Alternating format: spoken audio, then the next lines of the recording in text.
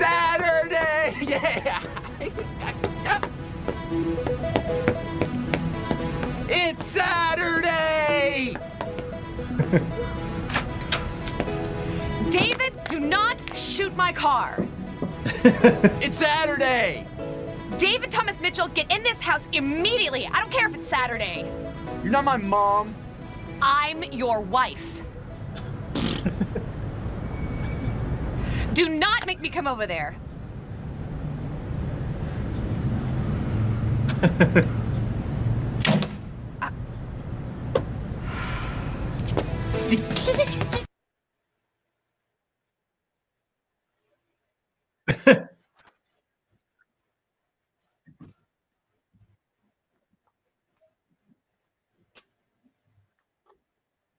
Because it's Saturday.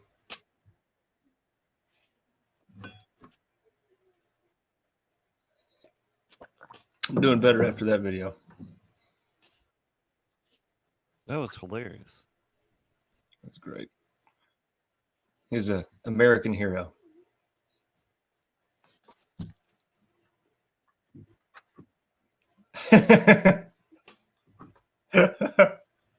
No doubt. Wait, Gary, hold on. Say something. It's not on the live stream. Oh, no. That was the best intro you've ever had, too.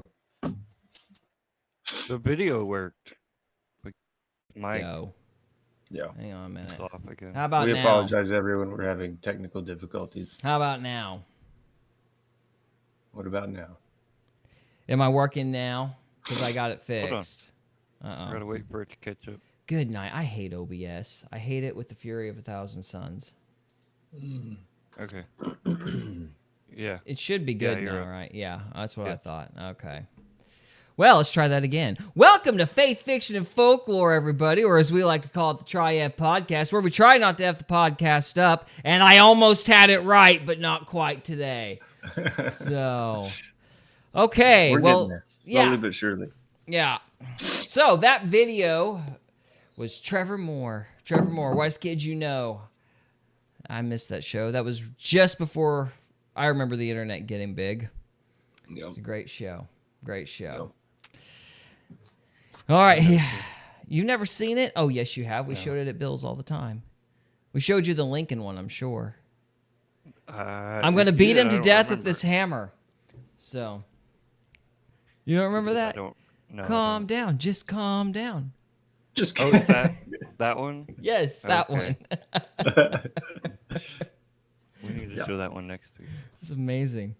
Trevor Moore's great. Yeah, we should start every podcast with a Trevor Moore video. That would be great. That would be awesome. That would be Because he's just fantastic. Yeah, I agree. Or was. Until he got allegedly killed. I don't know what the story is on that. But you know, he fell out did of a talk window. about that stuff. He did talk about that Officially, stuff. He fell out of a window. I But don't who buy knows? It. I don't buy it. I don't buy it. All right. So, today we're going to wrap up our series on our review series on the House of David. That's where we're going to start. You mean the House of Saul? The House of the House of Saul's wife. Anyway, yeah, right. Anyway, so then we're gonna do that, and then let's see. We have sociosexual history. Ooh, dirty word. Sociosexual. You can't say that on here. That's sexual. You can't say that. Sociosexual. That's a word that came out of a boardroom. So, anyway, Board? like a committee. It's like, how do we get people to pay attention to sociology? Let's add the word sexual. So, Indeed. there we go. You're not wrong. Yeah, that's my etymology. It's real in depth there. So, okay, then we're going to be talking about dire wolves. I don't know why. I don't believe it. But anyway. And then after know that, what it is. we got oh yeah, well Jon Snow is going to get his pet back. He's going to get his doggo. So Okay. yeah. And then El Doggo. yeah. And then we got something about Skinwalkers and Bob Larson. And then the creme de la creme. Back by contemptuous demand. Ammon Hillman. We have received so much positive feedback about Ammon Hillman. We've decided to talk about him again. Why? Because I want to. We love to hate him. Because we love to hate him. So, You haters. views. That's why. Views. That's really what it is. Like, Haterade. hey, why not? Okay. So, probably the best place to start is let's talk about House of David, episodes 6 through 8. We're 16. Now, Trevor, how about you go first this time? Explain what you thought of these last 3 episodes. I thought it was a good show. Good night, everybody. Sorry, that was me. You're Not good. very biblical, but let's bring it back to the Jesse thing. I did ask the question in my head: does the Bible actually talk about Jesse's wife? And so I got to digging. You know, King David's mom, and I found this. Does the Bible mention David's mother? And apparently, to Jewish legend, her name was Nitzevet. Okay. Nitzevet? Nitzebet? Okay. But there is no biblical confirmation of the name. That's just like legend or lore. Well, did Jesse marry her unlawfully in the Jewish legend? Because that might give it a basis. So I was going to read this. David's father, Jesse, lived in Bethlehem and was from the tribe of Judah. And then David was the youngest of 8 brothers. That's in 1 Samuel 17, 12 through 14. This is just, what do you call it when you're not actually quoting? Paraphrasing. Paraphrase. Yeah. It's kind of a paraphrase type thing. David also had 2 sisters, Zeruiah and Abigail, from 1 Chronicles 2:16. So he had 2 sisters. We only met one. So we added all this crud, but we couldn't add the one new sister? We'll add all this information about David being a bastard, but we can't get both sisters right. That would be too much. Am I hearing that correctly? Something like that, yeah. Great.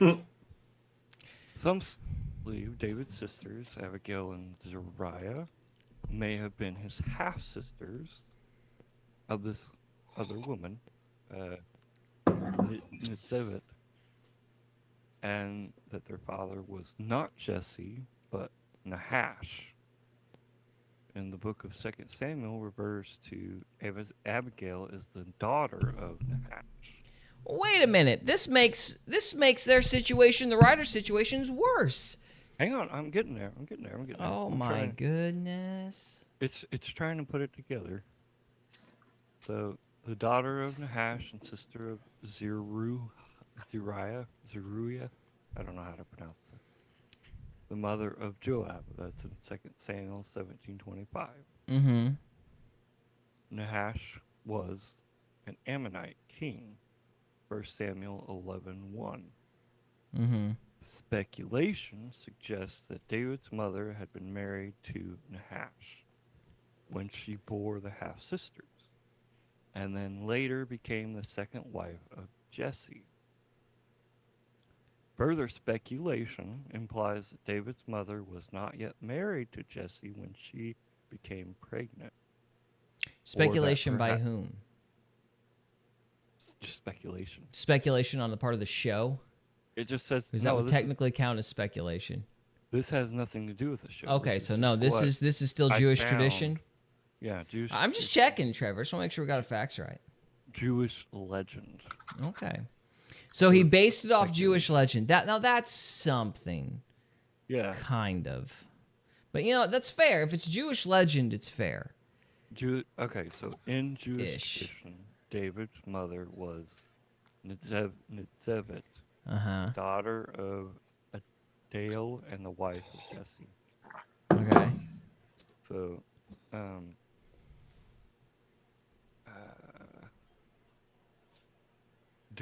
so this is later in the thing here. Due to his doubts, Jesse stopped having marital relations with Nizevit after she born her seventh son. Instead, Jesse planned to marry his Canaanite servant and have children with her. Which obviously didn't happen. Yeah. However, the maidservant had pity on Nizevit and offered Nizevit a plan. On the wedding night, Nizevit and the maidservant could secretly switch places. And then, so Nizevit could sleep with Jesse one more time. The switch worked, much as Leah and Rachel's worked on Jacob. Which, And yeah, they'd be paralleling the stories, I'm sure. Yeah, and Nizevit became pregnant with David, Ah. her 8th son. Oh, that's interesting. Trevor, where did you dig that up? That's excellent. What a It's literally- hodgepodge. It's literally on a website. I can send you the link if you want. No, you're good. Yeah, go ahead and send it for the audience. Maybe put it in the chat so the audience can look it up. And then I'll look it up later. Okay. That'd be It's good. on gotquestions.org. It's got questions. Okay, yeah. That's interesting. All right, I have a bit of a different theory. Rhymes with pie. But anyway, so Bye. what's your general thoughts about the show as a whole? I liked it, but as far as biblical goes, I don't think it was really that biblical. So it's a good show, but it doesn't line up quite well. So I don't honestly, I don't think a lot of Christians are gonna like it, but Yeah. a lot of secular people will like it as a show. See, I'm not sure they will, and that's the problem. Because much basics... God. No, well, there's that, but there's also a lot of basic story structure issues. So, for example, the show being called House of David when it should just be called Saul's wife. That woman... House of Saul's wife. that woman gets more screen time than David in the House of David. It's ridiculous. I think everybody gets a little more screen time. And than yeah, David it's does. like, okay, thank you for the discount Cersei, but we didn't really need her. No, again, this isn't Right? necessarily to like insult the actress. The actress did fine, and that is one thing I'll compliment the show about is that all the actors are amazing. Yeah. Like everybody does a good job with their performances. Very good. I will say this: the writing. Mm-hmm. I feel like they took from many different stories. Like there were a few Star Wars quotes in there that I was like, They snuck those in. there were moments where I was like, are you stealing from Lord of the Rings or is that Lord an of the Rings. homage? If it's an homage, I could appreciate it. But if it's stealing from, if it's a shameless theft, then we got a problem. So, Lord of the Rings, Star Wars, Game of Thrones. They yeah. kind of meshed all those together. Yeah, there were several things. I did notice that. There were several things that were very, I don't know what the word is. Either homages or theft, and I wasn't sure which. If they're homages, I appreciate it. But they literally stole the Aragorn, this is a good sword line. Yeah. They gave Jonathan Aragorn's "This is a good sword." I was like, that really? whole scene was Really? playing in my head. I was like, what? I mean, if you're fans, I guess that's good. But you better be fans. That's all I literally gotta say. waiting on the full Aragorn dialogue for him to turn around and just start saying the whole thing. Yeah, there will be a day. Yeah, but it ain't David, it's Jonathan. All right, so you got any other thoughts on it? Because I have sticky notes I need to get through. Nah, get through your stickies. No, I want you to make sure you have your say, bud. Let's. No, that was my say. Okay, all right. Well, show Time to sucked. get sticky. Show sucked. That's my opening statement. That's my thesis statement. Show sucked. Here's why. Episode 5 is absolutely abysmal. We talked about that last week, but it got my hopes up, which was like the worst part because episode 6 and 7 actually moved in a linear direction where things happened and they mattered.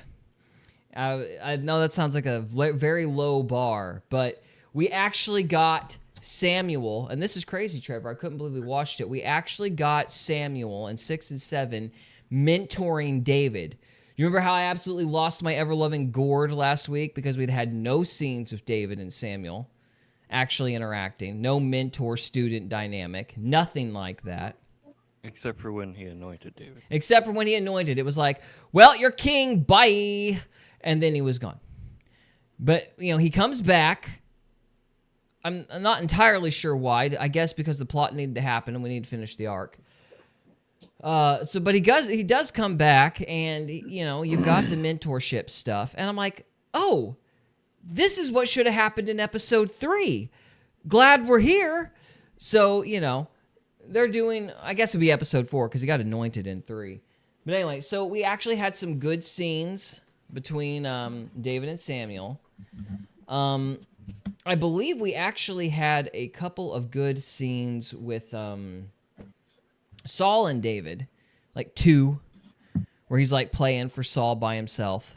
Yeah, that was good. That it wasn't enough. It wasn't enough at all. And here's really probably the main problem with this thing is you have an issue where you've got to explain how in the world David was like logistically allowed to go out and face the giant, right? Because it was an anomalous situation, but we're not told the details as to how that actually happened. And so the advantage of having a show like this is that you have the opportunity to explain how David was actually able to get out in front of the giant and face him. We didn't get that. It was very weird because the only way that this would have worked is if Saul and David actually had, rapport. Like they had more than 2 scenes together, and maybe David could have like explained, how he fought all these different animals and stuff in the fields or whatever. Or maybe he could have been training with Jonathan while he's playing, the harp for Saul. Like, there's a couple different ways you could have done it, but he needs to have some element of, like, combat experience for Saul to go, okay, this isn't completely hopeless because I've lost my gourd. Yeah, other than I'm a madman. Yeah, I'm crazy. You never know what I'm going to do. So, instead what we got was, I hear your conviction. And it takes the heart of me, And so he basically gets, convinced by David's zeal, even though from Saul's perspective, he's literally a shepherd boy who plays the harp, and you're going to put him up in front of a giant. I don't care if Saul's crazy. That doesn't make sense. Even crazy people have a logic. And he ain't that crazy anyway. He's sentient in this scene. So it didn't work. It's like all of a sudden he just magically believes in David because, the plot needs to happen. When that should have been set up. And you had 8 flippin' episodes to set that up. Again, you could have had David explaining his stories to Saul. You could have had him training under Jonathan. You could have done a million different things. We did none of them. We got all of 2 scenes of him playing the harp in front of Saul. That's it. Why? Because we had to get to Saul's wife. This show is entirely about Saul's wife, and it's infuriating. So, that's probably my first big complaint, is that there's no justification for David actually getting out in front of the giant. Number 2, the other thing that doesn't make sense when you get to episode 8, let me actually take a step back. 6 and 7 are good because they move. 8 slows the crap down. All right. It is ridiculous.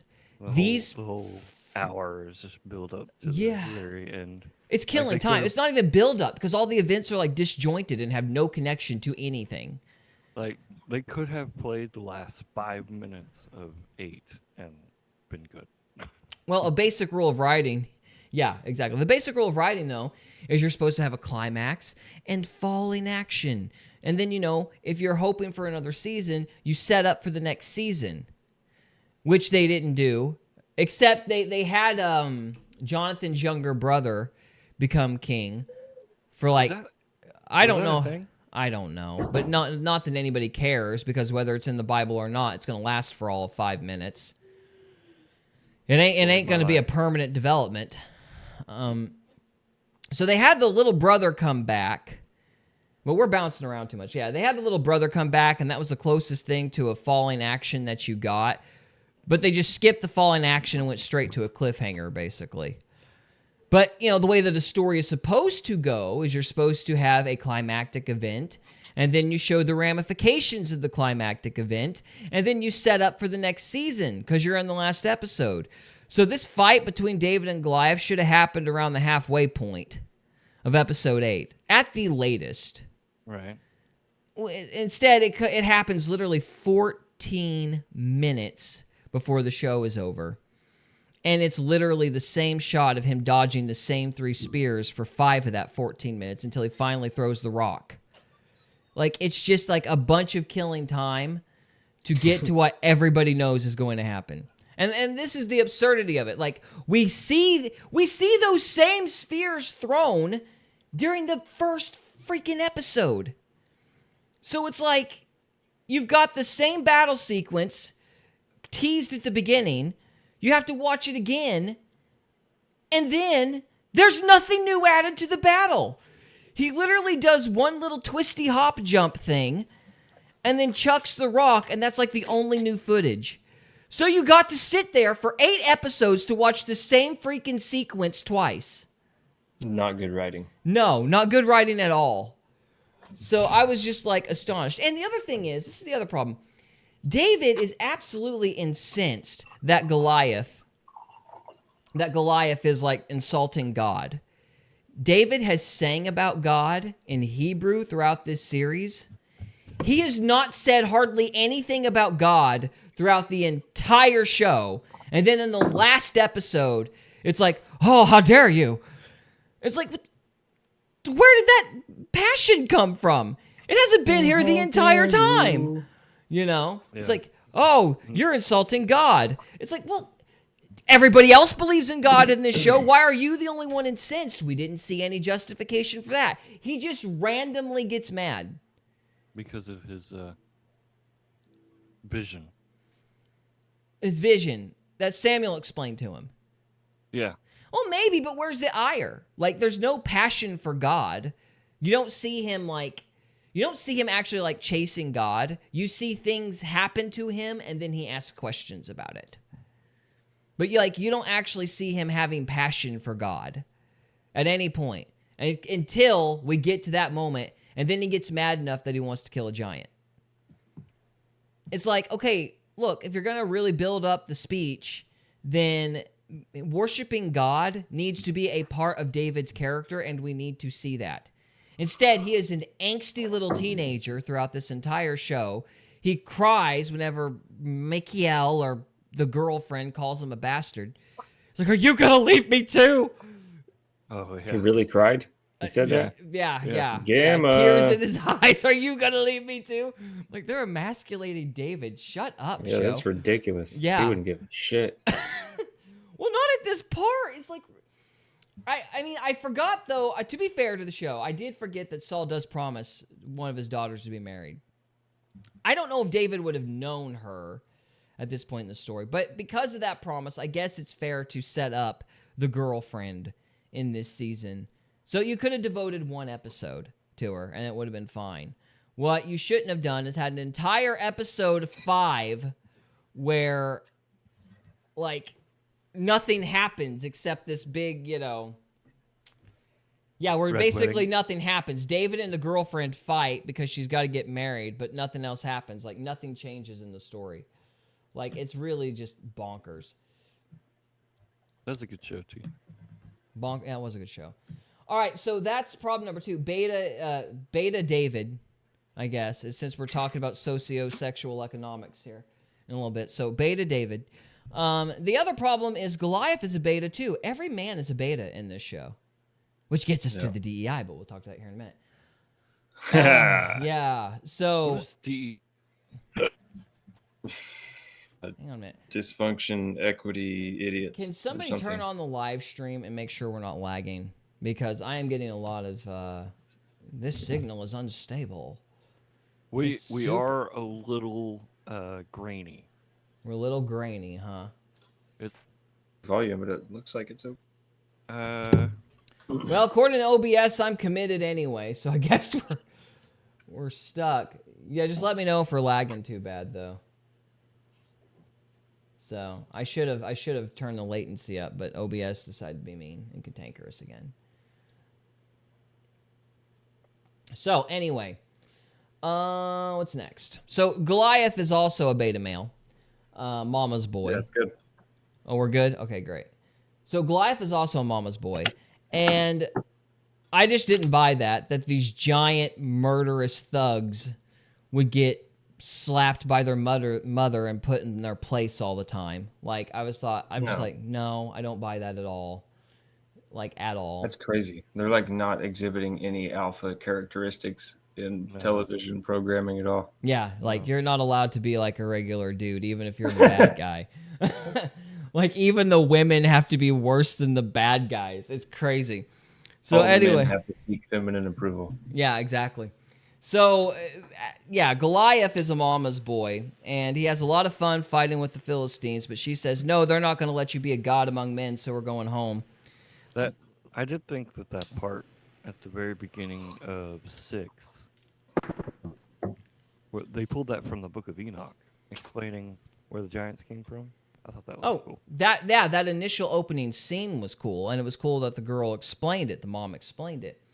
But the fact where, like, that scene where she, like, slaps them and then is, like, forcing them into the cave, like, completely emasculating those guys, like, absolutely ridiculous. So, there's And that. another Huh? line- Huh? Are you still there? Hello? Trevor? Can you hear me? Hear you. Okay, there you go. Hear me? No, I lost you there for it a is. second. Yeah, lost you altogether for a second.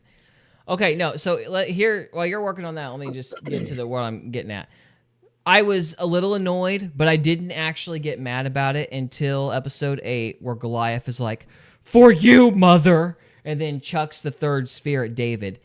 And I'm like, why would he, like, why would he say "for you, mother" towards a random shepherd boy? It's like, I'm going to avenge you, Mom, by killing this farmer. It's almost like Goliath knew who David was. Yeah. Weird. It's like, and furthermore, it's like, why would you have this character insulting God, but his real motivation be his mommy? It's like, it doesn't make any sense. It's like, well, great. Now we have to shoehorn the scripture in because you people have added so much random crap. It's like, Guess that's what happens a lot. yeah, it's no trying to. He's worshiping his mother instead of God. Yeah, and apparently the best way to honor his mother is to kill some random teenager that's charging him with a rock. Yeah, because he's trying to hurt me. Yeah. You sent this shepherd boy to insult me. So, anyway. So, he was going to kill a random sheep herder to avenge his mom, and that was supposed to be consistent with his character for some reason. So, that was absolutely... Beta. Yeah, pretty much. So, that was absolutely ridiculous. Didn't Goliath have 4 brothers instead of... There's 5 giants total. The only urban legend that's not in scripture that I heard was the fact that the only reason David chose 5 stones was because there were 5 giants, not because he thought he would miss. Yeah. So, But in the show, it only showed Goliath and 3 others. did it? I thought it showed all 4. Yeah, Well, I was trying to look for all 5 of them, and I didn't see it. They ran out of CGI money. They ran out of money to make one more giant. Yeah. We don't get a fifth giant. We got to pay Saul's wife. So, That's right. gosh.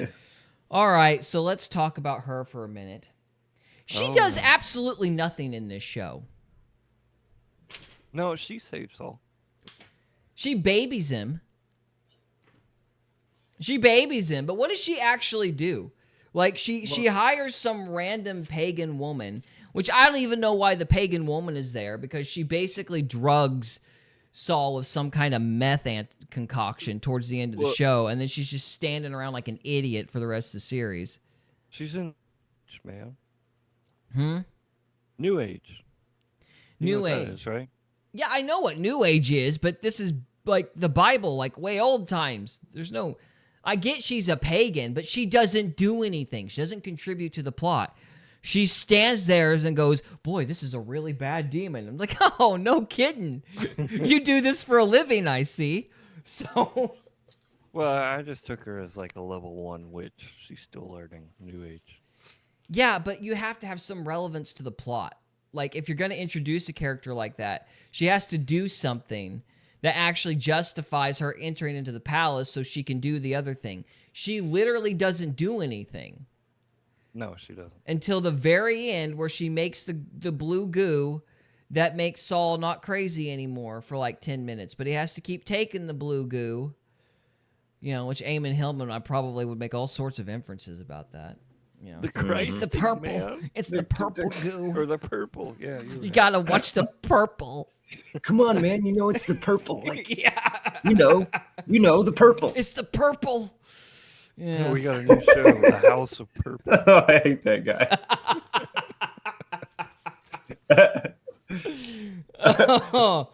So, let's see.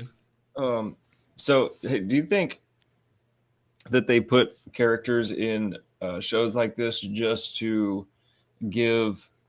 try to take a shot at giving all the people that watch it a box to relate or to fit in, like a character they can relate to? Yeah, yeah. that's the problem. For sure. We're gonna get into this So- DEI stuff. That's part of what's going on. You think that's part of what that character is? Yeah, she's a DEI hire to just basically Nice. fluff it up. I mean, that's Okay. really what's going on. Is they gotta Well, So they want you people gotta to have act like this chick. Yeah, well, they gotta have characters other than Jews and Philistines. Like, you can't have good guys and bad guys. So it's like, no, we need to get that diversity. So they just have like these random characters from other nationalities for no reason. That's really what it's about. So You gotta have other characters besides Jews and Philistines. yeah, that's You knocked really- my head off. they had some Hebrews in there. Stop it. That's it. Always being funny. All right. You exposed my bald spot. Racist. Terrible. Terrible. What's the matter with you? Go see a Greek Orthodox priest or something. Yeah, I'll give him a couple Hail Marys or whatever. Yeah. What's the patron saint of racism, Cody? You might need to go see him. I think it's Mike Jones. Oh, okay. So, Dave, all right. Dave Chappelle. Dave It's Dave Chappelle. It's a patron saint of racism. Oh gosh. All right, so I don't even know why I write notes. These things are a mess. So anyway, let me just What? I thought compliment they the were show. sticky. They're a mess and they're sticky. So let me Yeah. compliment the show on 2 points. What is that that actor's name? I can never remember his name, but the guy who plays Samuel. I am gonna find. Is his name Samuel L. Jackson? No, you're not even That would be close. That would be funny. It'd make no sense, but it would be funny. All right, Stephen Lang. Stephen Lang was a joy in this He's show. really good. Yeah. Every scene he is in is absolutely incredible. Especially when he kicked Jonathan's butt. Yes, there's that. That was a good scene. But just his relationship with David and the way he smiles and laughs at some of the petty teenager jokes and kind of laughs them off, which is really the only way you can play some of that snotty stuff. I mean, some of it was meant to be David being playful. Some of it I thought was a little I wondered if it was a little more petty. But he played it right. And, yeah, I mean, I would say this show is worth watching. Skip 5 and 4. Skip 5, 4. Just start at 6. You'll be all right. Just 1 and 8. Yeah, just don't even waste your time with the first 5. Just 6 and 7. Just 6 and 7. That's all you need. And the last 5 minutes of 8. Yeah, and last 5 minutes of 8. That's really. Hey, that's kind of my argument with the Bible, isn't it? Shush. You can skip the beginning, just read the Jesus stuff, and you're good. Read the Jesus We'll thing debate first. that another time, sure. But so anyway, yeah, Samuel is amazing. There's really nobody who's a bad actor, and even the characters I don't like from a storytelling standpoint, the actresses and actors did fine. Samuel's the highlight of this show, though. Yeah. Stephen Lang Should is be, amazing. honestly. Yeah, he should be. Saul did good. I liked Jonathan's arc, except for episode 8, where he gets captured and then is just randomly let go. And I'm like, Yeah, that was kind of silly. yeah, that was stupid. There's no way that would have happened. Again, killing time.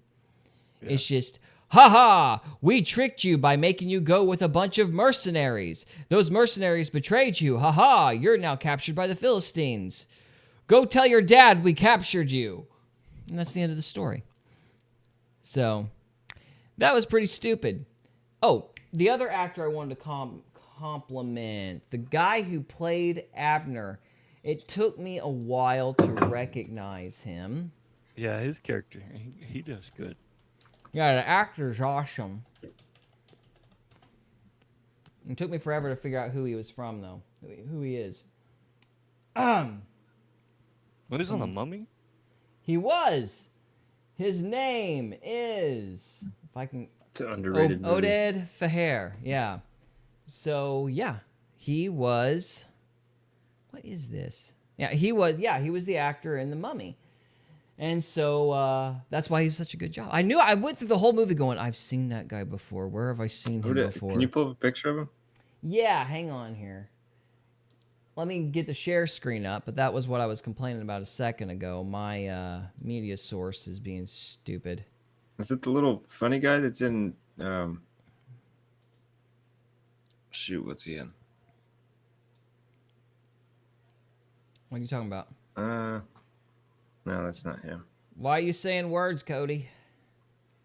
Words to hurt. All right, here we go. Here we go. Sorry. No, you're good. I blame you entirely. Come on. Oded Feher. Fur. I can't. You know, this diversity stuff sucks because I can't say any of the names and I just look like a fool. But anyway. So there we go. Oded Feher. Yeah, I don't know who that is. He does an amazing job in this show. He's a very good Abner. He took a character I didn't really know anything about and made me interested in him. So compliments to him. He does a very good job. And nobody Great does hair. a bad job. Huh? Great hair. Great hair. Oh, it's amazing hair. You should see Oh, his I beard in recognize this that guy. You should see his beard. Oh, it's purty. In this show, it's purty. Like that's not. You should also just watch this show just for the beard. His beard is makes it worth the price of admission. Again, skip 1 through 5. But Maybe anyway, let's do that. Just edit out everything else and only have scenes with Samuel. it's just a beard and Samuel floating around. Or just play the scene over and over again where he talks about the olive oil in his Oh hair. yeah, the olive oil in his hair. Yeah, that was pretty good. That was pretty funny. I think that's everything. Too much time on. I think the show has 3 or 4 problems. Problem number 1: the pacing is terrible. 1 is good. 2 I don't even remember. 3 is all right. 4 is awful. 5 is awful. 6 and 7 are good, and 8 is awful. It's not even like moving fast to build tension or whatever at certain points, and then there's no rising and falling action. It's just chaotic moments where there's a lot happening and then none happening because they're basically killing time. So Kind of like pace. The Hobbit. Yes, actually, The Hobbit's that's actually a very apt analogy, Trevor. The Hobbit, it's very similar to The Hobbit in that way. It just kills time for no blasted reason because it's trying to justify, 8 episodes. But what's really frustrating is they fill up that time with all the wrong crap, i.e., 2 episodes devoted to the girlfriend, who's supposedly in love with David, but then goes, "Wee!" as if she doesn't need no man. So, Ugh. yeah, it's great. Episode 5 was a gem.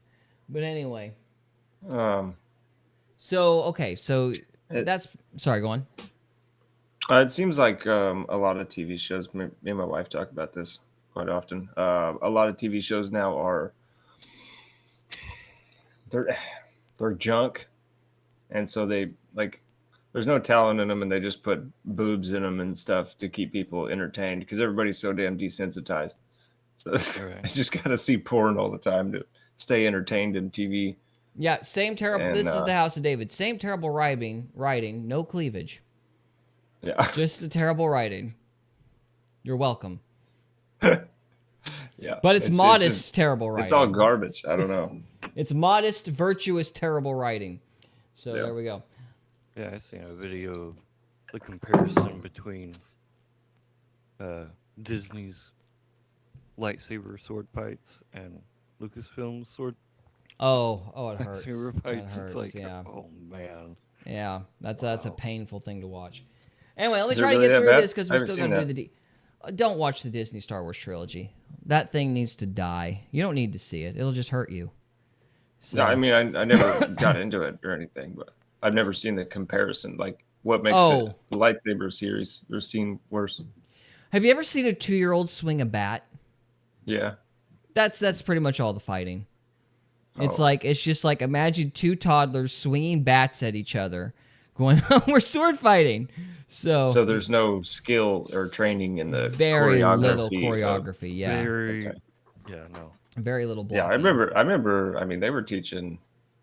I think I was in 8th grade, in stagecraft. They were teaching sword fighting. Like, Yeah.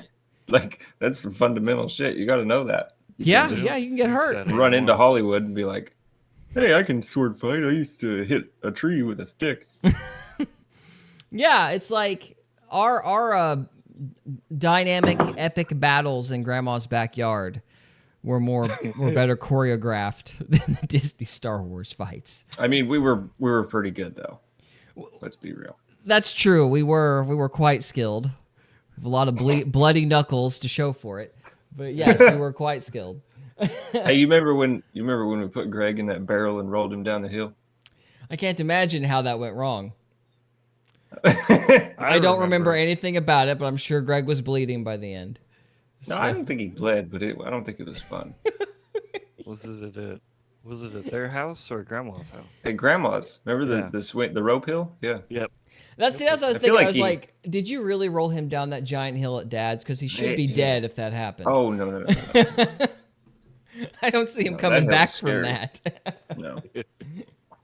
We rolled down that hill a few times. You couldn't even sled down that hill. It was terrifying. We tried. That was a big hill. Yeah, you try. Once that sled's breaking 30, you're like, this is a bad idea. So.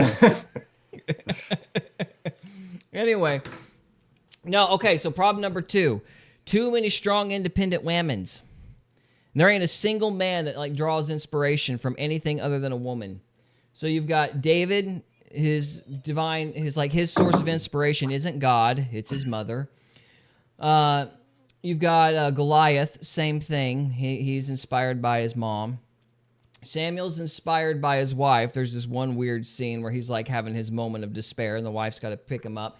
Has nothing to do with anything at all. It's just we had to have that one scene where Samuel shows weakness and the wife props him up. Again, DEI. And then we've got Saul's wife, which she pretty much is the star of this show. Trevor, you got to admit that's a pretty fair analysis. No, I agree She with you. has more screen time than anybody else, She literally has the most screen time, yeah. and she does nothing. It's infuriating. Well, she saves the day. How? Well, she sends David in to help Saul. No, that was the one She- good, useful thing the girlfriend did. She got the new to agey witch to show up and give him the blue. Yeah. The blue witch discovered the purple or whatever it was at the end of the series. It's the purple, It's the man. purple man. So yeah, so she brought a demon worshiper into the house. So good job. I don't think I don't really know what she does except like buy people off and kind of like they tried to create the impression that she was running the thing, but I'm like, oh, if that's the case, then the elders would be going to her, not Saul. Anyway, basically, she's like Woodrow Wilson's wife throughout this entire thing. For those who don't know, Woodrow Wilson had like a stroke, and then his wife like ran the presidency for a couple years or whatever. It was the same kind of deal. Woodrow Wilson was drinking the purple. Yeah, he was in the purple, man. You're way better at that than me. What president isn't drinking the purple? Oh gosh, we don't need to know. So that's it. Yeah. Don't watch this show. Well, watch 6 and 7. 6 and 7 are good. It would be worth your time to watch 6 and 7 and study Oded Farr's beard. That is a thing of legends. Yeah. And Samuel's beard ain't bad either, but I kind of think that one's fake. No, but Oded, that's a real beard, and it's marvelous. So, they should make a sequel about that beard. This is going to get a season 2, by the way. Now. Oh my, who's funding this? The government, CIA. I thought we got Government USAID came. shut down. I thought thought your so boy too. Elon was shutting it down. I thought so too. Promises, right? I don't know what's going on right now. He didn't shut down. They'll get to it, I'm sure. Okay, so I've been promising this for 3 weeks, and so I am a man of my word, even though I was kind of wrong, kind of not wrong. I wanted to show what's really wrong with this, series, because it's DEI. I mean, they basically wrote to accommodate the secular checklist. And this would have been caught, the timeline kind of lines up because this would have been shot a year or 2 ago. And it's just coming out now. So, okay, my mic's working. Yeah, everything's working. I don't want to be muted. So, Amazon MGN Studios Inclusion Policy and Playbook. This is what I think they're doing. I've got a video pulled up. We'll watch for a few minutes because there's a checklist that they pull up about halfway through the video that I want to match those individual characters to. And so, or those individual moments, different things in the show, I wanted to match that checklist with. But we need to start with preferencing this. So back in 2021, they had Amazon and MGM had an inclusion policy and playbook. So this is their DEI checklist, right? So it's a set of guidelines implemented in 2021 to promote diversity, equity, inclusion in the production and hiring practices. It was aimed to increase representation of diverse voices on screen and behind the scenes, and to create more inclusion and equitable work environment.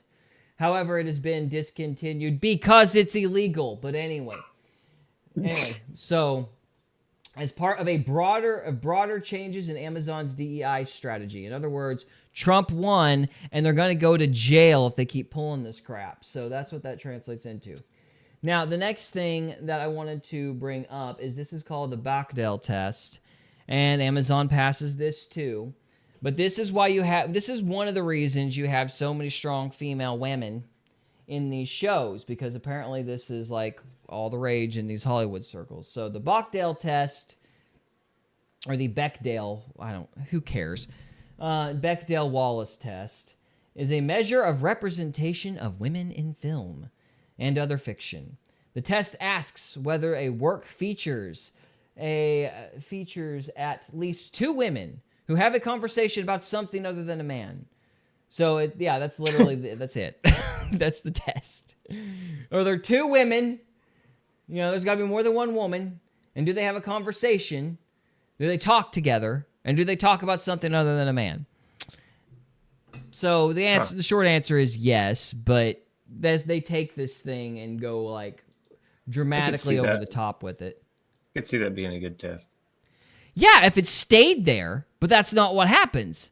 What happens is all the men become pacified, and the women are like secret rulers of everything, you know. But this is where that started, with writers like that pushing that test. So, We got a new chatter in. oh, After y'all have said, I don't think I could even enjoy the House of David. we've done a good Yeah, thing. You're mean- welcome. No, it's pretty bad, man. It's pretty bad. But welcome to the chat. We do talk a lot of shit, though. We are big fans of hyperbole, but Yeah. in this case, the hyperbole is just referring to Oded's beard. The show really is awful. The beard is amazing, though. Watch the show for the beard, man. Yeah, watch the show for the beard. So anyway, Watch it for the purple. watch it for the purple. The purple beard. Gosh. What if that guy ever watches himself on the internet and goes, "Boy, I really need to take some vocal coach lessons or something." My vocal cords are gonna snap. Yeah. All right, so this video is by Film Threat, which I highly recommend these guys. These guys basically keep up with the Hollywood and the censorship and all the Orwellian crap that's going on out there. So they do good work. You see them on Friday Night Tights and different places. So Film Threat, Chris Gore, I believe is this guy's name. I don't know the gentleman here. Chris Gore and Alan. I'm not going to pronounce these names. This is not too many foreign names, man. Sorry, dude. So Alan, your name is going to stay Alan. They're going to talk about this playbook because here's the thing. Amazon basically deleted this thing once these guys and other YouTubers caught it. Once they figured out what the gig was up, you know. Again, they'll go to jail because that crap is illegal. So they took it down.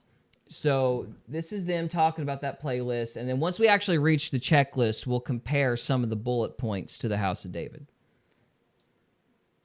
How can you be creative in an environment where so many rules are being thrown out? You've got storytelling, which is here. You've got gender, sexuality, romance, and humor. This is Those are genres. domestic roles, stereotype. Hey, look, an ad. Prior to working with other teams, I am so sick of these never things. ever got responses from They've gotten This bad is lately, your though. legislating Yeah, they how have. people can be, what types of characters, script-based descriptions and stereotypes, gendered or sexualized descriptions, personality traits. This is Yeah. So my All right, let's take a moment here and study the women's personalities, all right? So, Trevor, I'm going to read this checklist off to you. And you tell me if this describes any of the women we've seen on this show. So, Yes. are you describing women's personalities in ways that lead to assumptions about their sexuality? For example, are descriptions such as the girl next door used for characters? I would say no on that one, although they do like blame the girlfriend for being the perfect older sister. Yeah, That's that's probably probably- think of one. I'm not real sure. I don't think that one matches. So be sure that your character descriptions do not evoke stereotypes related to women of color. Avoid use of the term exotic, feisty, sassy. Sassy is sexist? Really? Like if you're sassy, that means like, that has like a sexual connotation? Whoever wrote this was a pervert. I don't see anything dirty about that. All right. And other words stereotypically used to refer to underrepresented women. I thought that was all women. Sexist. It's better to be specific. The lead is from Puerto Rico, loves to sing, and has a big group of friends. Well, that was specific. Yeah. I'm just confused now. Basically, That's the point. they don't want like two-dimensional characters. That's pretty much it. Although that's really, like, I don't know what being from Puerto Rico has to do with anything, but okay. For LGBTQ plus women, ensure that personality traits do not play to stereotypes, either about femininity, masculinity, or over-sexualization. Now, I will say there are some characters that are delightfully ambiguous in this series. So I think that the show probably does match this checklist, if I were to say. I would say that Prophet Baal girl is kind of supposed to be not androgynous, but kind of her lifestyle is in question, let's say. And also that guy that's like an atheist and dissects things for reasons. Yeah, definitely creepy. He was flamboyant. He was very flamboyant, and I think he might have been ticking a box. So anyway, descriptions of he's ticking a lot of boxes, that's for sure. yeah, and killing goats apparently. So descriptions and pigs. Descriptions of people with disabilities may focus on aspects related to disability rather than a range of characteristics. Make sure your characters with disabilities are well-rounded and defined by more than their disability. This is why, and this is my opinion, this is why I think they chose to go with Saul's possession the way that they did, because they treated it like a disability. I mean, really, that's what it was. They treated it like Alzheimer's. They treated it like, or Alzheimer's. They treated it like a stroke. They made like parallels that, typically when somebody says there was an evil spirit sent to torment Saul, that you're usually thinking like haunting type stuff. They didn't go that way with it. They went with like debilitating seizures and all, mental stuff. Yeah, they went heavy in the mental illness direction. I think that was ticking this checkbox. I think that they chose to go more mental illness rather than supernatural to hit a checkbox there. To hit that, hit that he one. He was supernaturally, mentally. Yeah, technically. By the Witch King. But it's the Bible should be painting that in demonic possession instead of. I think it would. Yeah, I don't. Yeah. I don't think it shouldn't be painting it as a mental illness. That's made up shit. Well, the thing is, and this is the other thing that the show gets wrong, is that David's playing actually works. That's why Saul keeps him around. Like, the playing is actually effective because he's singing about God, which makes sense if you're dealing with an evil spirit. Right. But the way that they're depicting it, it's like his singing doesn't even work. At one point, he like plays till his fingers are bleeding, and Saul's still out of it. He thinks he's talking to Jonathan because he's like having an Alzheimer's episode, which implies that the music wasn't even effective, which is inconsistent with the Bible. Yeah. So I think that they needed to depict that the evil spirit thing as a mental illness so that they could hit this checklist. That's my opinion. Yeah, I agree. Looking at it like they're trying to paint it as a disability instead of something that God can fix. It's just not like God can fix anything, obviously. Yeah, well, it's like, to be fair, they did kind of imply that God sent it. It was just the depiction of it was like 110% in the mental illness route. Like it's like it was a weird hodgepodge of schizophrenia, Alzheimer's. Yeah. I don't like that. Yeah, I wasn't a fan of that either, and it made Saul seem incompetent and gave his wife way too much screen time because I don't know what she does. But anyway, so moving on. I sent this to my friend who's going to be on the show next week, Jim Agnew. He has been on the show before. He's been paying attention to a lot of this stuff. He was on with us during the strike. Yeah, he talked about the strike with us. So he was my guy to get me the inside on what's going on with the strike. Look at this. Okay, this is basically for the screenwriters out there. Personality traits. The description of a character's personality or distinctive traits may lead to appearance-related stereotypes. Sometimes character descriptions are written in a way that draws upon individuals from underrepresented race. For example, are descriptions such as that your character to refer to underrepresented women. It is better to be specific, e.g., the lead is from Puerto Rico, loves to sing, either about rather than sassy. Here we go. Domestic rules. Let's see what he has to say about this. Domestic roles. This is, DEI, right? We want diversity. No, we want to tell you how to write your script. Yeah. This is not, while this website is public, this isn't easy to find. It's at ccdeia.com. ccdeia.com. And I'm going through. Which again, it's been taken down. This is not up anymore. That's why we're looking at the video instead of the list. This document is vast. I was going through it and I sent it to my friend who was saying, this is Orwellian nonsense. Domestic roles. Consider the description of caregiving and romantic relationships, whether they fall along stereotypical or traditional lines, e.g., heteronormative, women as subservient, men as protector, provider, meaning don't do the stereotypes. For more information on the concept, benevolent sexism, read here. Oh my God. I'm going to go back though. Benevolent. Hollywood is not the dream. Whole other website. I wish the site was still up Hollywood because is I not the want to dream. read this essay. Benevolent sex. What's it? Benevolent sexism. That's a cute term. That's so silly. Yeah, it's Orwellian to the max.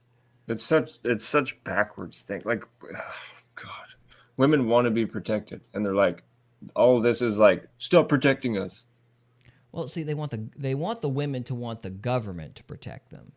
Right. So they got to that's, feminize all the men. You know, you got to Yeah. turn all the women, all the men into a bunch of like, are you gonna leave me too?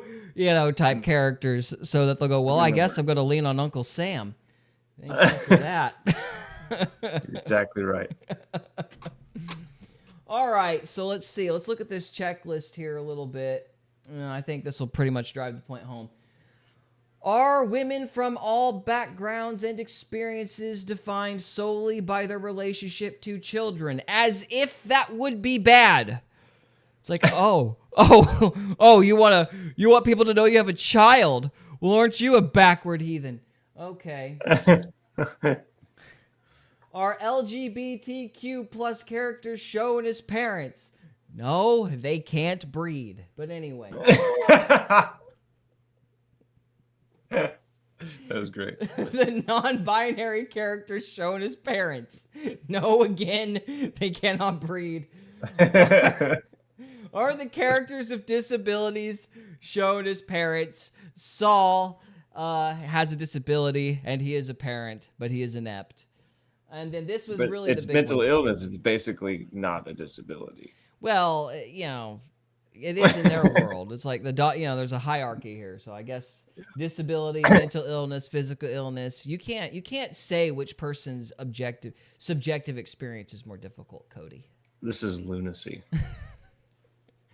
Yeah, well, this is the government. Let's see what else.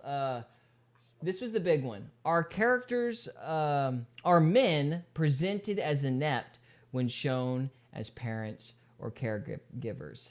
Now, note the kind of bait and switch in the way the question is framed. Like everything else is, are characters of disabilities shown as parents? They should be. Are women like with all Peter back from Family Guy? Yeah, like Peter with Family Guy. Yeah. Are non-binary characters shown as parents? Because they should be. Are LGBTQ characters shown as parents? Because they should be. Look at the kind of harsh language in the first one, though. Are women from all backgrounds and experiences defined solely by their relationship to their children? Of course, the way that's written is, it's like, you shouldn't just let women be known by their children. You can't have mothers who enjoy being mothers on a show. That would encourage people to breed. So, trying to limit the population, you Philistine. Anyway, but when you get to the are men inept, the implication is they should be inept.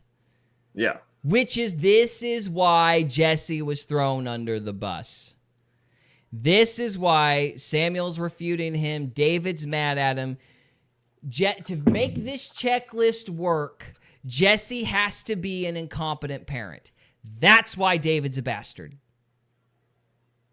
That's why they did it. This one is probably the biggest one, in my opinion. And this, I think, is the one that proves that they were actually following this checklist when they wrote this. Yeah. It makes sense. It's starting to line up. Yeah. What do you think, Trevor? I like your checklist. It ain't my checklist. Some Oh. angry, bitter communist who likes cats too much wrote this. So, You got a problem with cats? they deserve to stay in the road. So, Every when- time somebody says communist, I think it's Seinfeld. And that kid's yelling at Kramer. He's like, "This guy's a commie." Say hi. oh, I hope that cat scratches you in the face so we can post it on YouTube and go viral. That'd be I think funny. he wants to. Get his eye. Get him. All right, anyway. Do it, Quilla.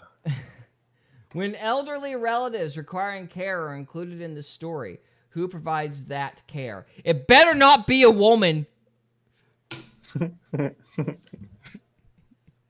You're saying you're a woman? I want to be one, but anyway. What Whoa. the? All right. I haven't looked at the rest of this to see if there are any other rules. Let me check ahead. Looks like stereotypes and humor. Means no funny accents. Cody. Yeah, I'm very racist. Evidently. All right. Let's see here. Asian characters. Thank you. Come again. That wouldn't be relevant here. Middle Eastern characters.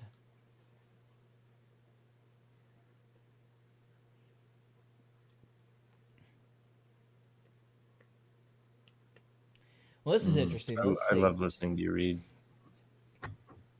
Well, thank you, In sir. your mind. In my mind, yeah. Well, hang on. I'm trying to see if there's anything relevant here. I'm trying to move fast. Okay, so are they shown in violent situations? So you can't show the Middle Eastern people to be terrorists. Are they shown at the extremes of wealth, either as realty sheiks or business tycoons? Oh, so Middle Eastern people can't be rich either. That's not racist. Anyway, are women associated with sexual repression or men shown as predatory in nature? So we got to talk about how women are, like, oppressed, I guess. But we can't show burqas. That would be too far. Yeah. You wouldn't want your society to want to protect its women, but you know. Well, you don't want to make Islam look worse than Christianity. I mean, that would just be bigoted. So, anyway. So, are they shown as good? I'm assuming that they are either women or transgenders. For their work to assist, that was a joke, by the way, for their work to assist the law enforcement or sympathize with American Western values.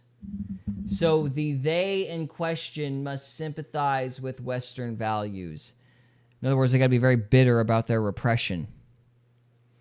But we still can't show them in burqas. That actually happens in this show.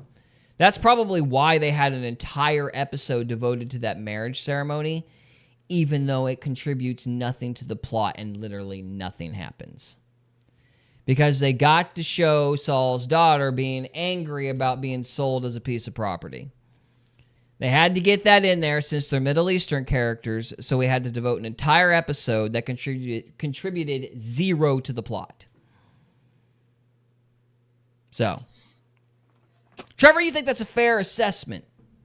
Yeah. I think Yeah, so. I do. Yeah. I think it's suspiciously apt. So, Let's call this to like it all and make it all.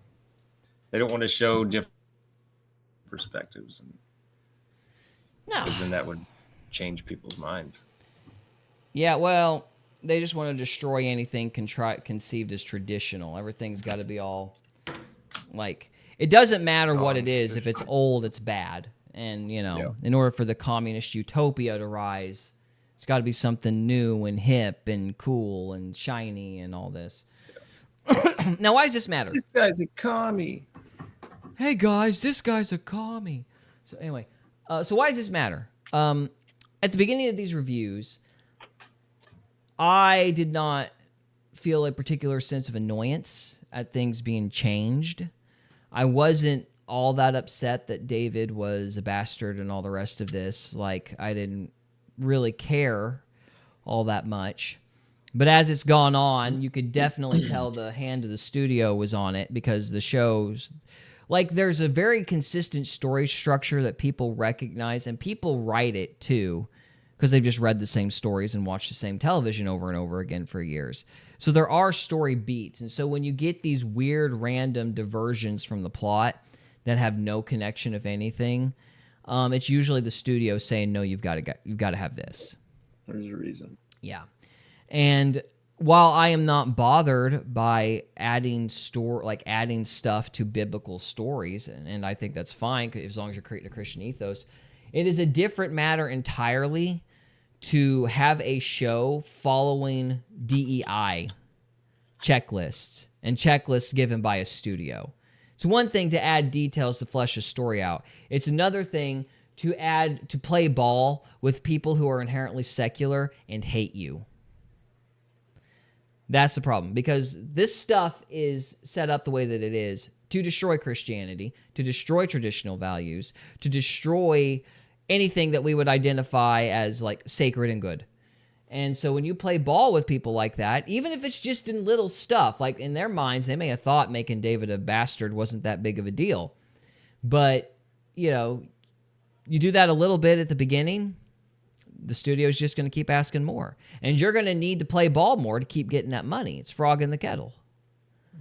And so I suspect season 2 is probably still going to be tolerable, but by the time we get to season 3 or 4, this thing's going to fall off the rails entirely. Because they're not writing to an audience. They're clearly writing to get money. Yeah. So I'm not holding out hope for this show at all, which really sucks because I really like the story of David a lot. Yeah. So. Everybody subsidized. Huh? Everybody subsidized. Everybody's subsidized, that's right. Well, unless we could get, hopefully Elon Musk will get rid of this USAID stuff, because you get rid of the government spending money on this crap, this will go away. So, I don't know. Yeah. Here's hoping. Yeah. You know, we'll end it on let's try to sound happy. Let's end the episode on a positive note, Cody. So, I mean, you know my thoughts about Elon. You may say I'm a dreamer. You may say. But I hate John Lennon, so I'm not going to finish the song. But anyway, so... Or is that Paul McCartney? I don't care. I hate the Beatles. Anyway, so... Paul Lennon. They really bug me. Dad joke for the night. Trevor, you don't get any dad jokes this evening. He stole your dad joke. How does that make you feel? What are feelings? Oh, my goodness. Are you having an existential crisis? Do we need to help you? What are feelings? I can explain to you what feelings are. They're thoughts that you've thought about for too long. You know that twisting feeling in your gut that makes you want to die and gives you indigestion? Oh, I thought those were butterflies. Well, it's gas. But people call them feelings. So, anyway. Okay, we need to stay focused. This is derailing. I need Pepto-Bismol. I'm trying to land the plane here. We're landing the plane. Landing the plane. Yes. Open wide. Trevor, do you have any thoughts, good sir? Final thoughts. Did you find this list compelling? Did I make my case that these people compelling? Oh, compelling. Sorry. Did I make the case as to why I think this is House of David DEI edition? Did I make my case? You made your case, but it's still a good show. Okay. Well, you're easily pleased. Good for you. Okay. I am very easily pleased. Cody, what about you, sir? I personally haven't watched it, but listening to your breakdown on it and hearing you describe the things that happen within the story, it doesn't sound like much of a story, and I think you're right about it being a built on these rules, and that made it garbage. Thank you, sir. Yeah, no. I appreciate it. I will say this. You could literally watch the last 10 minutes, give or take, of episode 8, and you'll get the Bible story. Mm-hmm. Yeah. I will say this, though. It's a terrible show. Don't watch it. But it does have one paragon. That is Oded's beard. And we should all aspire to have a beard like Oded. So, with that said, guys, thank you so much for watching. We're not actually leaving. This is just the end of episode 1. We'll move on to episode 2 here in a second. But this is the end of part 1. So thank you so much for watching, And we'll see you next time. Good luck. Okay, on to part 2, gentlemen. On to part 2. What was part 2 again? There is no part 2. Shush. Sociosexual hierarchy, right? Oh, yes. We need to figure out what kind of men we are. Okay, so who wants to You want me to lead us in? Yes, lead us in. All right. Tell us about our... I guess this wouldn't be our sexuality, but sociosexual something. So, yeah. All right, go for it. Lead us in. Good evening, everyone. Welcome to Faith, Fiction, and Folklore, or the Tri-F podcast, where we try not to F the podcast up.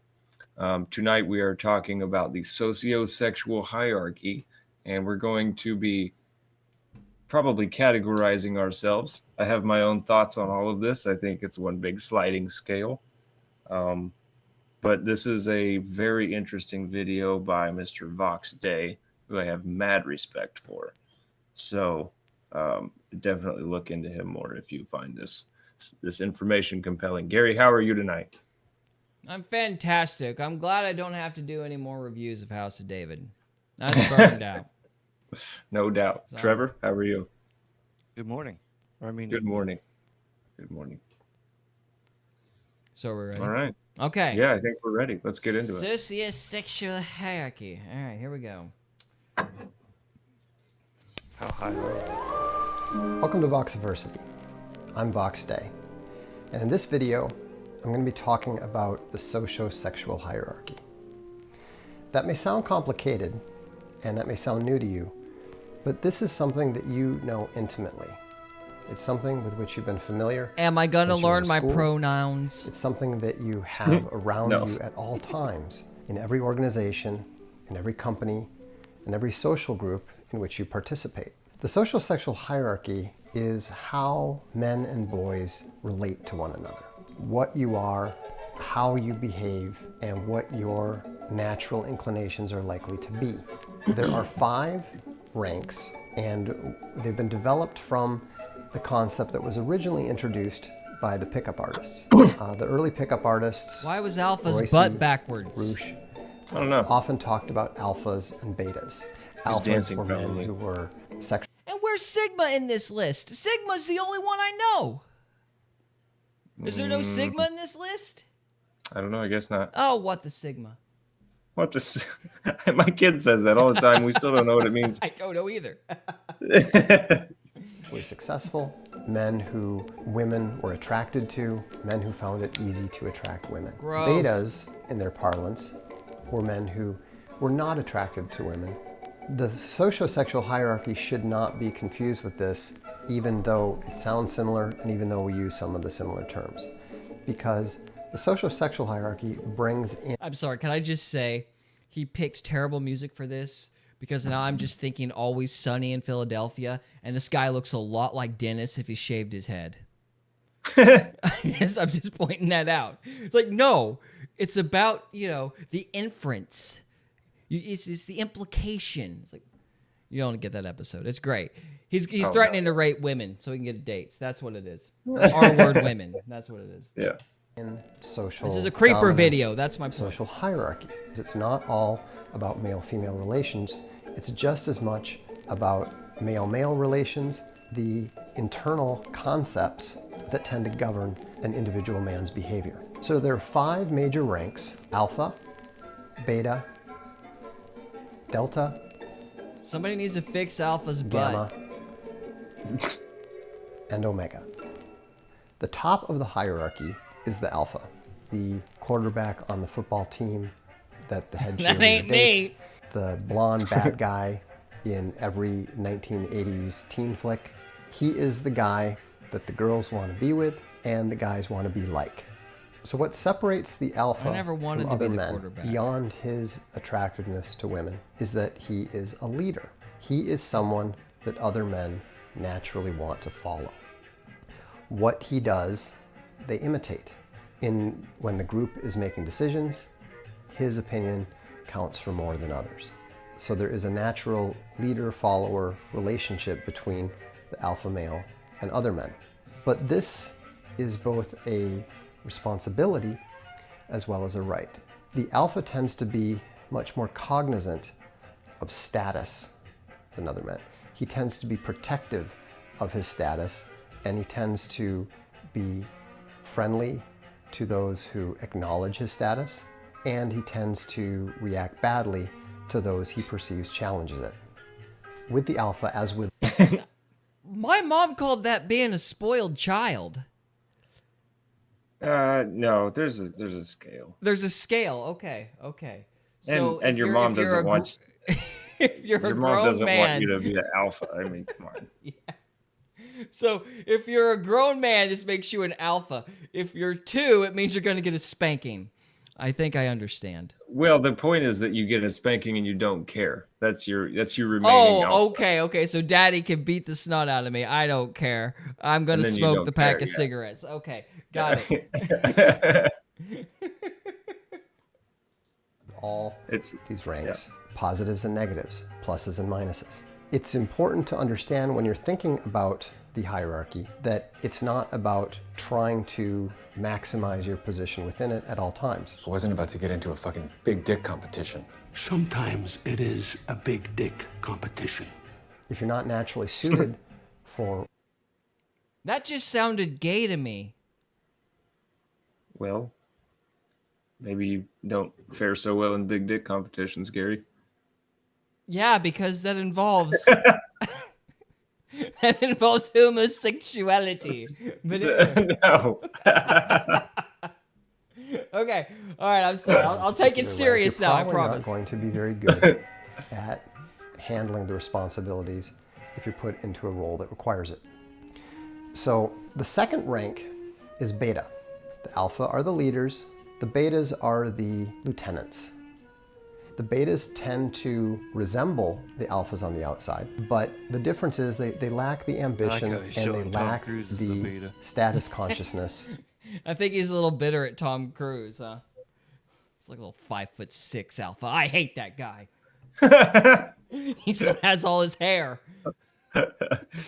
Beta. That the alpha has to have. The beta is almost always going to be found attached to an alpha. The beta likes to be provided with leadership. He likes to be provided with a vision. In some ways, being a beta is arguably the best of the social ranks because it comes with a lot of the privileges of being higher in the social hierarchy. No. There's 2 O's in Goose. Without all of the responsibilities that fall to the alphas. This is why in corporations you often see such a problem when an alpha leader retires because they frequently try to elevate his loyal betas to the former alpha's position, which almost invariably fails because the beta is not psychologically suited to play the same role as the alpha that he supports. Betas actually tend to be fairly friendly people that it's enjoyable to be around. They're popular with women.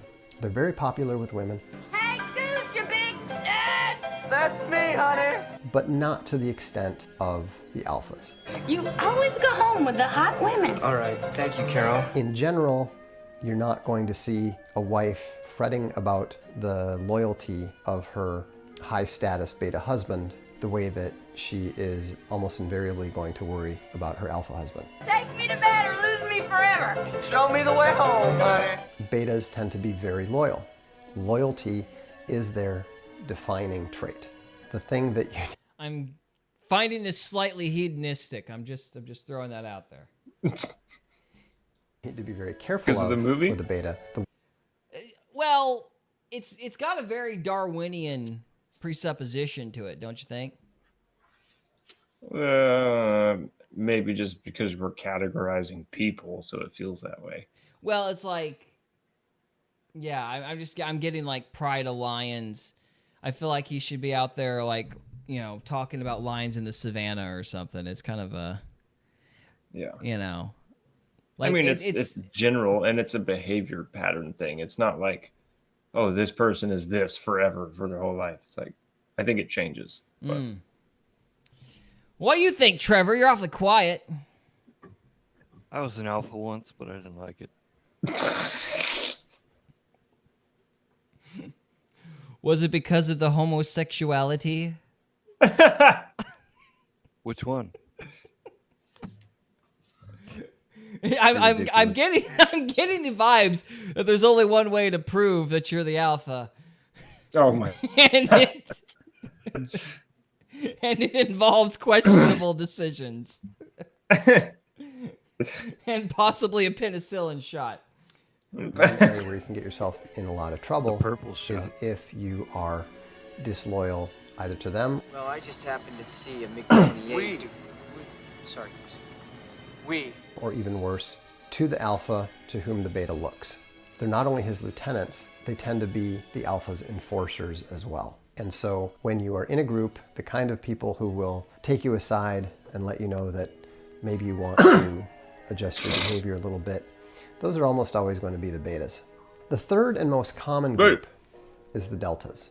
I chose the name delta to apply to them because they are the most liable to move up or down the hierarchy depending on where the group is. Remember, these hierarchies are fractal.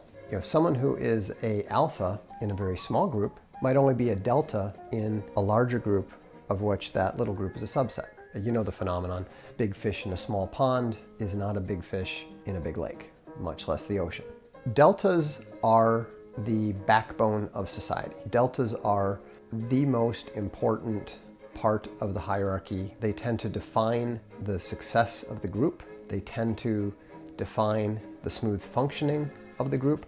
The more that a group or organization caters to its deltas, the stronger it's going to be. These are the guys who get the work done. Deltas tend to pride themselves, and their defining characteristic is competence. They don't want to lead.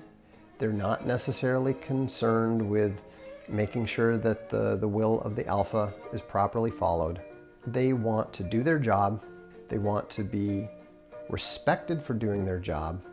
And what they crave more than anything is respect. Now, unfortunately for society, women are not particularly attracted to deltas. Deltas tend to be the average guy. And of course, as we know, due to hypergamy, women tend to be less than entirely satisfied with average guys. One of the biggest achievements of Western civilization has been the institution of monogamy, preventing the alphas, and to a lesser extent the betas, from hogging all the desirable women. Monogamy, one man, one woman, one husband, one wife, is an excellent way of ensuring that deltas are able to marry and raise families. And this is absolutely critical for the sustainability of a stable society. The harder it is for productive, reliable deltas to engage in successful relationships with women, the more unstable the society is going to be. This is why polygamous societies are intrinsically less stable than monogamous ones, because unhappy deltas are not working away competently at building the infrastructure of society. Now, the fourth rank is in many ways the most intriguing and troublesome one, and this is the gamma. The gammas tend to be more intelligent than the norm, more sensitive. They tend to be more introspective. Now, this all sounds positive, and there are definitely positive traits to the gamma. You got a problem, friend? But the problem with the gamma is that the gamma is fundamentally unsatisfied with his position in the social hierarchy. Gammas often believe that they should be in charge by virtue of their intelligence.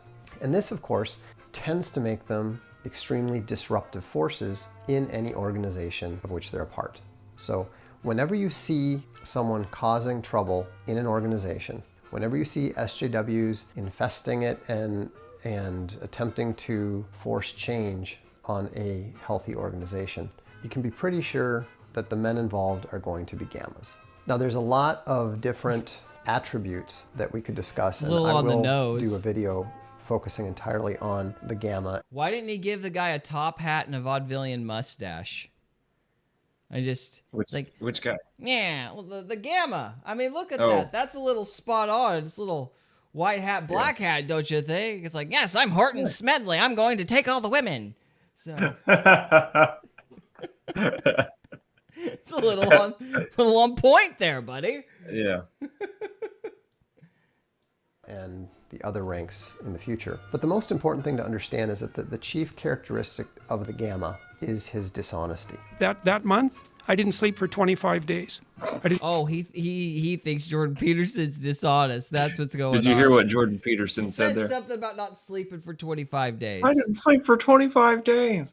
I'm sure he's being slightly hyperbolic, but okay. Didn't sleep at all. I didn't sleep at all for 25 days. The Gamma is dishonest with himself. The Gamma is dishonest with others. And even worse, when he is called out for his dishonesty, he will usually defend himself like a cornered rat. How is that possible? I'll tell you how it's possible. You lay in bed, frozen in something approximating terror for 8 hours, and then you get up. Rather than simply admit that he was being dishonest. And so what that means is because of that characteristic dishonesty, the Gamma also tends to be conflict avoidant and passive aggressive. I was being professional. He replayed weak, conflict averse. So there is a natural rivalry and a natural dislike between alphas and gammas. When you are running an organization, or when you're responsible for an organization, the gammas are always the ones that you need to manage very closely because they are the most likely to behave in a disruptive manner, and they're also the most likely to simply melt down and cause problems of an unpredictable nature. Gammas tend to be disliked by women, whereas women are more or less indifferent towards deltas. They actually tend to be somewhat repulsed by gammas. Answer me one question. Yes, you're a total fag. This is very frustrating to the gammas because they actually tend to be the romantic ones. 10 things I love about it. So this is what I'm getting. In society, the women want all the alphas, but the alphas are homosexual, and the gammas want all the women, but the women don't want any of the gammas. Yes. That's ironically just. They tend to be the ones who will obsess over a particular woman and write her poems and fail to understand that the strength of his desire for her does not cause her to desire him in any way. Introspective is one word for the gamma. Narcissistic might be another one. However, for all their challenges, gammas are still part of the social hierarchy. Gammas usually do find a woman with whom they can have a successful relationship in the end. The fifth rank is the most tragic and difficult rank. It's the Omega. And the Omega is the quintessential social reject. Excuse me? The Omega is the one Excuse me? who is not even in the game where women are concerned. You see my stapler? That's the last straw. Yeah, whereas That's the the last straw. Gamma He's gonna might burn be this the thing to one the ground. muttering in his beer to his friend in the corner at the party, nobody ever even thought of inviting the Omega. The Omega is literally never there. And Omegas tend to creep women out. Just the mere fact of them being around, even if they don't say anything, is often upsetting to women. They're not necessarily incompetent.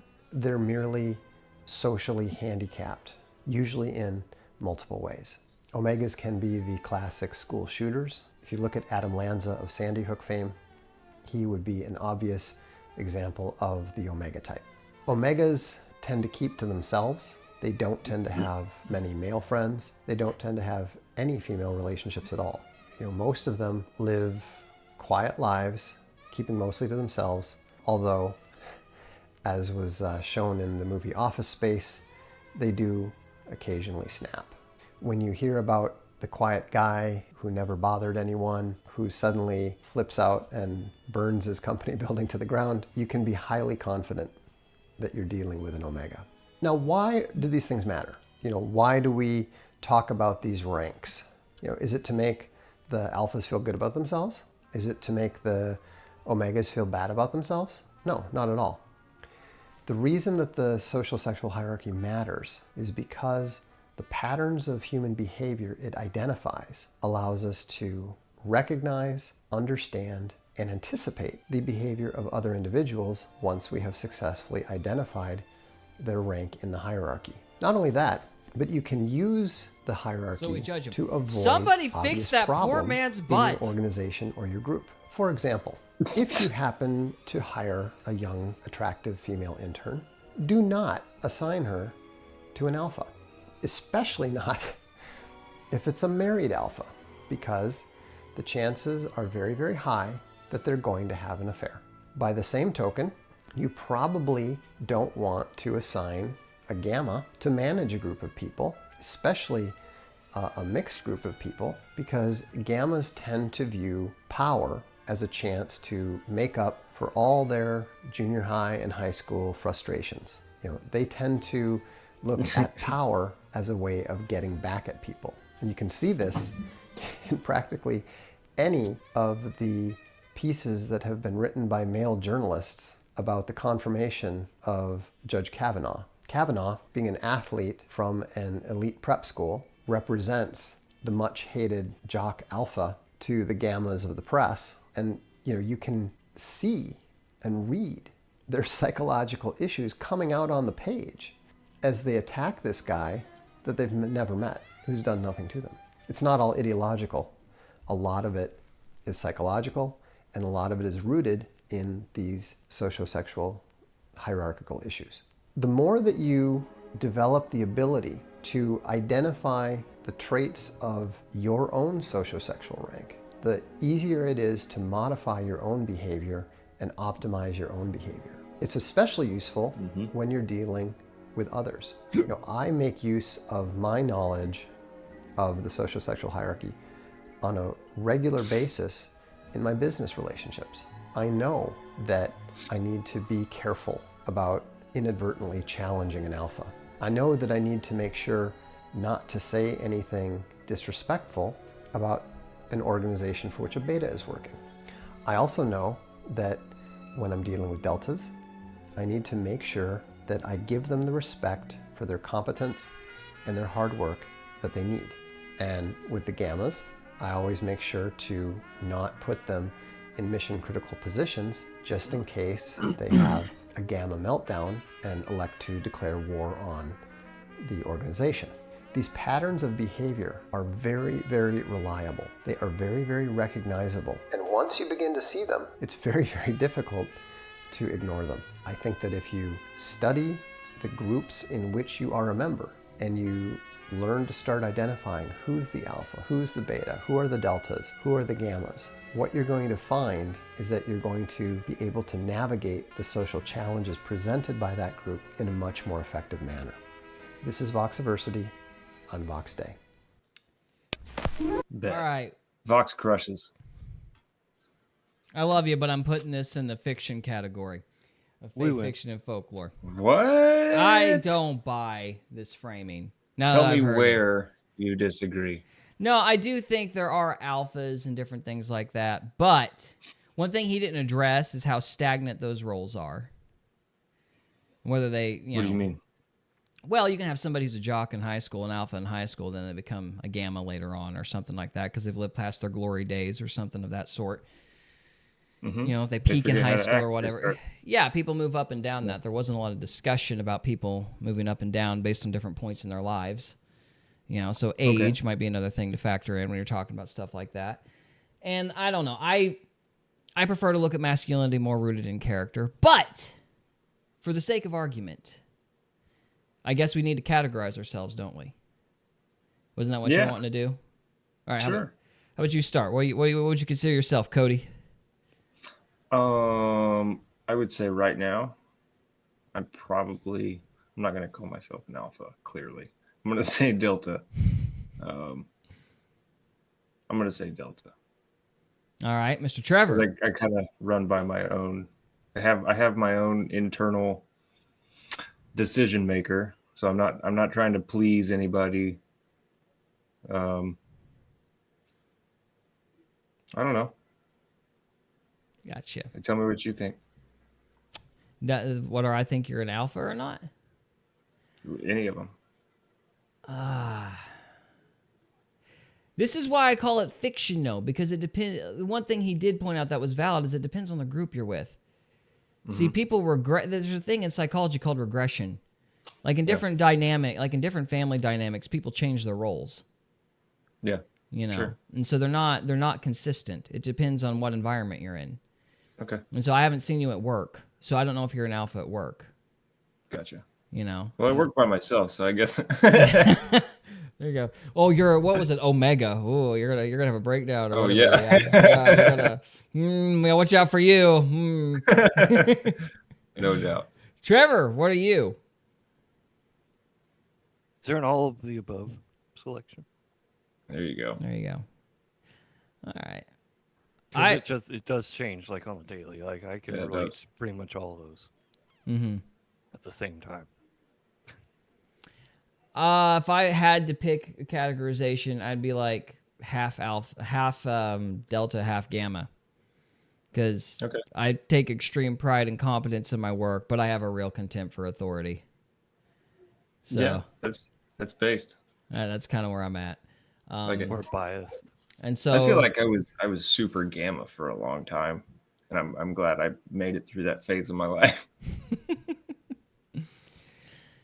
No, that's why I thought I was Sigma, because it's kind of like the lone wolf who kind of tries to be hyper competent and doesn't really, like I don't have any interest in being a alpha, at all. I don't either.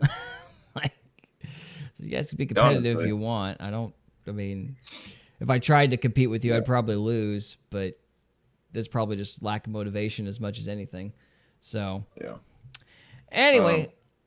I kind of see this whole thing like a sliding scale, like I was saying, like alpha doesn't seek, I'm going to oversimplify the shit out of this. Alpha does not seek feminine approval. And the more feminine you seek going down that scale, like gamma seeks the most female approval. But it's all like dishonest, right?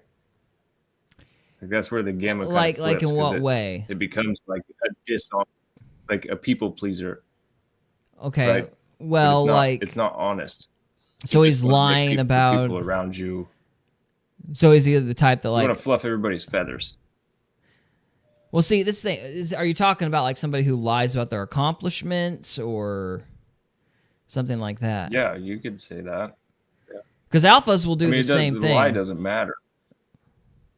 Because alphas will do the same thing though. They'll fair. lie. Yeah, like I know a particular quote unquote alpha fella. He over exaggerated his accomplishments all the time. It's part of his charm. So, do you think the difference is that lies? Is he lying to further his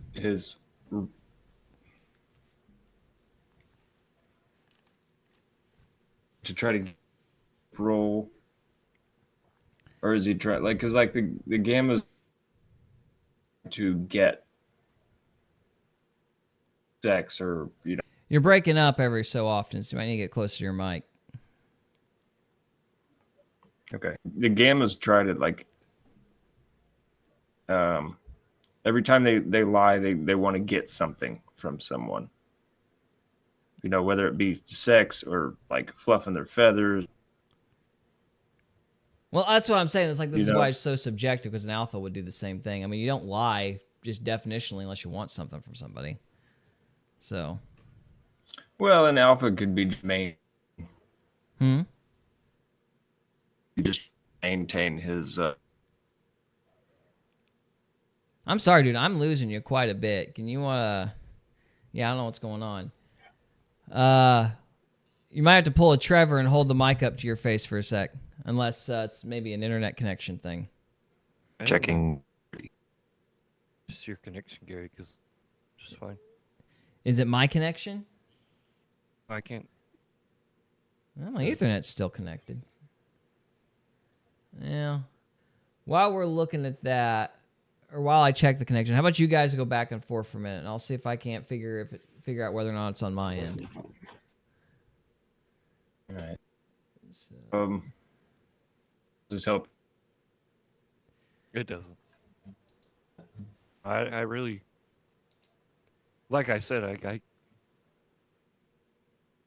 right. For some small. I mean, behaviors within each category. Try to work behaviors and like up to the next. Yeah. Like, I see the gamma attendance. We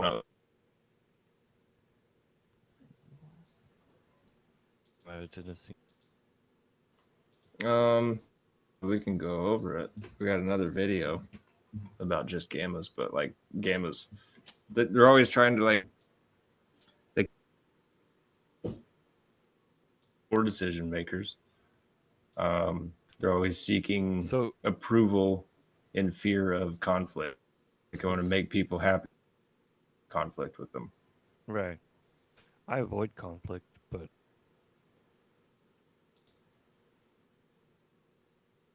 so right. I don't know. Maybe. I don't know your inner monologue. Sometimes I don't even have one. Most of the time. That's good thinking. Blank page. Like it. No. And I'm like, up the track. That's 20. It's like, oh yeah, I was going What a man. Yeah. But no, I've had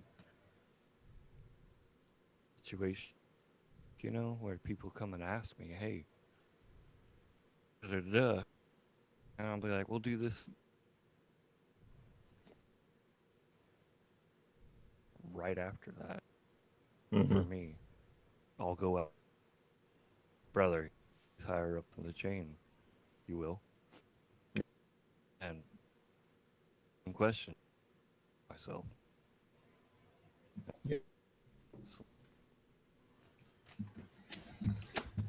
See, and I've heard people call it, instead of beta, there's Bravo. I mean, the Maverick and Goose idea. I think that's like I think that's the one with the signal on it. Yeah, it could be. What are you doing, Gary? Oh, that's the one with the live stream. Is it? I'm clicking around. Yeah. Oh, yeah. Hopefully that'll make it better. Yeah, the live stream didn't like that, but it did clear up. That's what I thought. It's a CPU issue on my end because our internet connection's good. So basically, Photoshop was fighting with all the other programs and throwing a fit because I forgot to turn Photoshop off. Nice. Yeah, that cleared up quite a bit, actually. Yeah, because Adobe is a terrible, terrible program.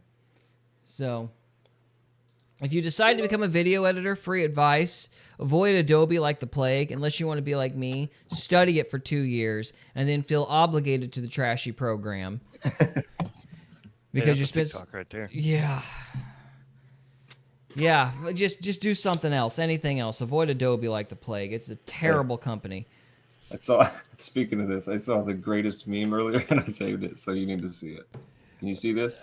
Kinda. Let's see. Can't read it. Your computer, free antivirus, free antivirus software. Free my booty. Can't we say McAfee? But anyway. Yeah. Anywho. We'll start. That's something for future notice. CPU can actually screw up the live stream. Who knew, huh? So anyway. Who knew? Yeah, no, I just have, it's the framing. It's not that I don't think there are certain personality types that are like that. It's the framing of it. Yeah. That kind of bothers me. People are just not stagnant, and people's levels of discipline are different as well, because people will have those impulses and then not do them, which is why it's really stupid to judge somebody based on a personality type, because, you know, if they have a higher level of discipline, let's say, as opposed to a lower level of discipline, they might not listen to those impulses. So, you know, I tend to just, like, when I was directing, which is probably the closest thing to like a real leadership thing that I have, and you know, I did it for money. I got paid to do it, so it's not like I'm a complete novice, at least once anyway. But anyhow, so you know, you basically, when I was looking at how to position people, I was always just kind of watching what they did with each other, like when they were on stage, how they would talk. And the main thing that I was always concerned about was I was just looking for the complainers. I wasn't looking for alpha and gamma and, you know, all these guys. If somebody had a propensity for complaining, I would just isolate them. I would because to be blunt, and this is why, another reason why I don't like this categorization thing is, in my experience, the complainers are the alphas. It's the type A guys because they always think they can do it better.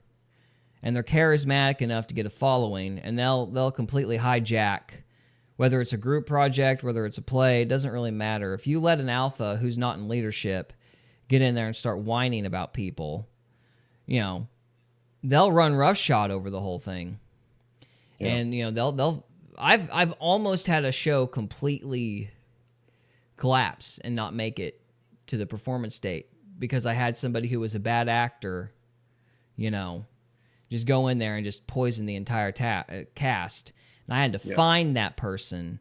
And usually what I did to deal with them, is I gave them a task. Like I gave them their own wheelhouse. You know what I mean? I'm like, oh, you're doing such a wonderful job. I'm going to put you in the props department because only you can handle the props. Kind of technically, I was lying. That's complete bullcrap. The dude was whining and getting everybody mad, so I wanted to get him away from everybody. Yeah, but they're charming enough to actually win people over, which is why I didn't like the gamma personality thing, because it's like alphas are generally known for being charming, but gammas are generally known for not being charming. If you're going to go by this generalization categorization, no, the gammas are about people pleasing. Yeah, but usually usually they're perceived as like sniveling and kind of like. What do you? Well, look at the picture the guy Vox used. I mean, look at that picture. That's not an alpha. What's the Pilgrim's That's not a Progress? charming fella. The guy that talks people up. I haven't read the Pilgrim's Progress actually. God. Hey, speaking of Gary, that's his front butt, not. Huh? His front butt. His front butt.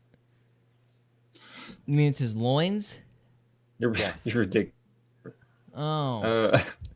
Well, TTNDJ says. Hang on a second. Let me read. We got a comment here. TTNDJMC says, true generalizing isn't always efficient. I agree. You do have to look at individuals. Right. Is it cool if we just call you TJ?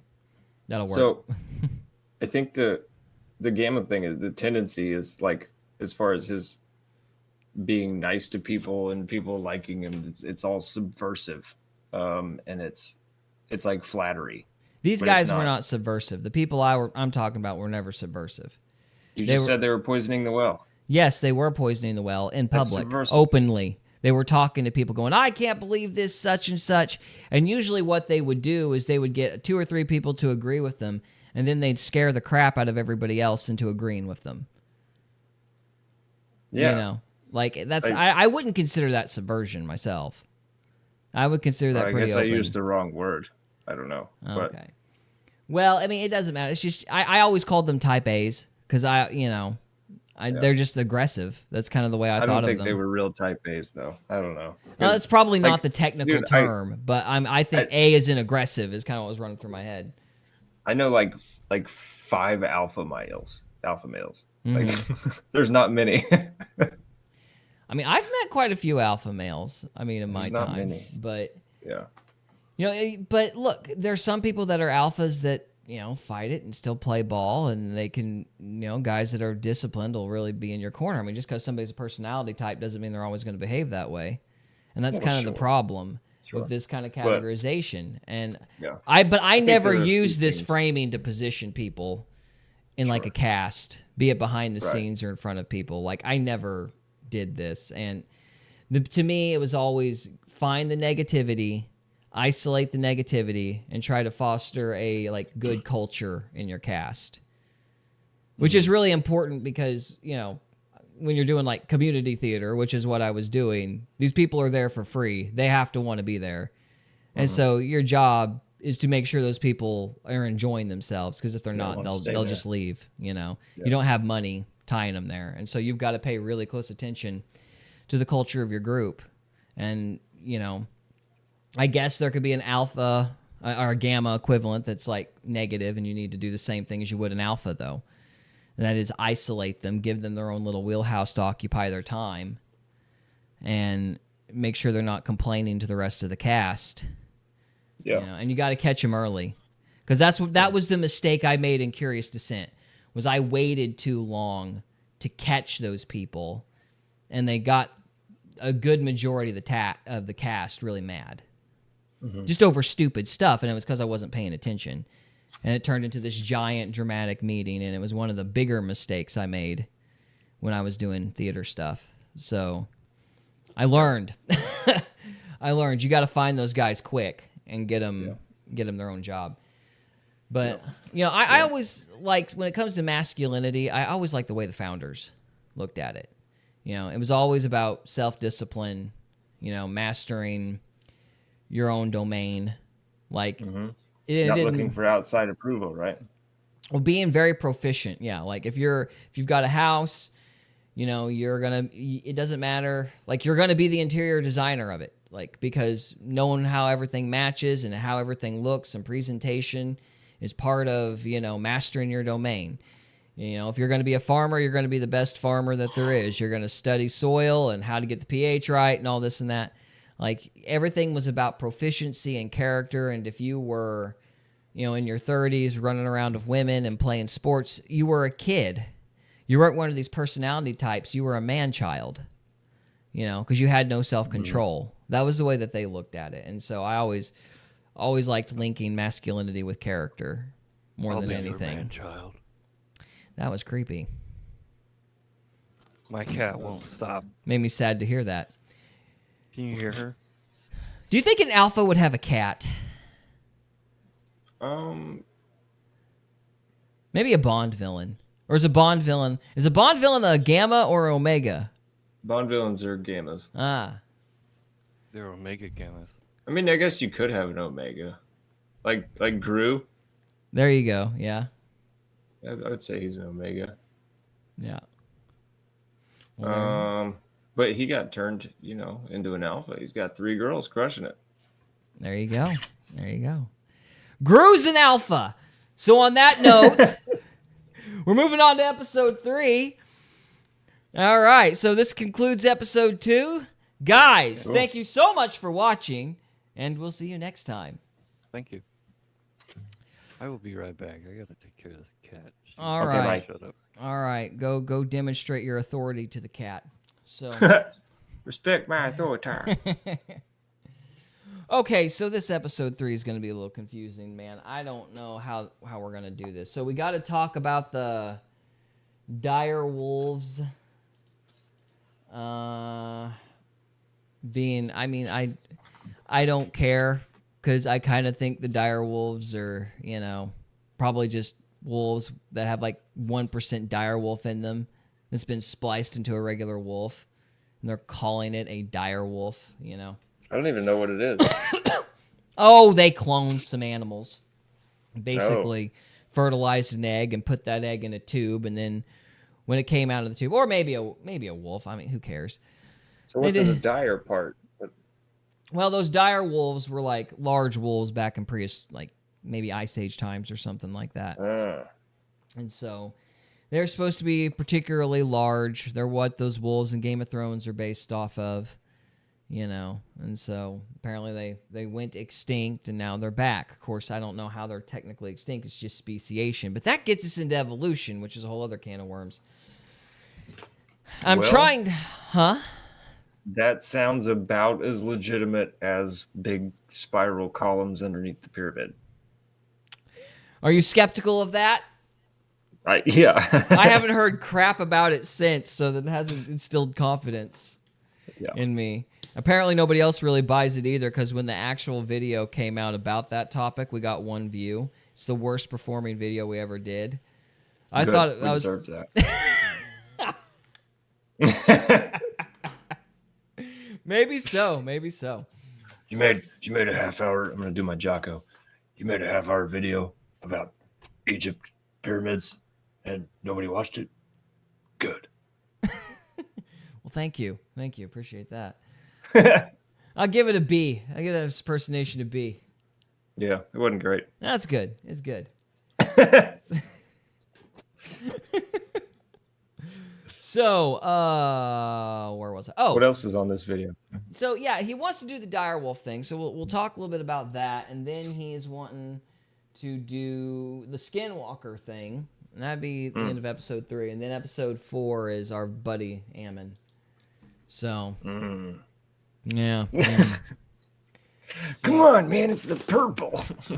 You gotta do the purple. It's in the shrooms, and the snail, and the Rome.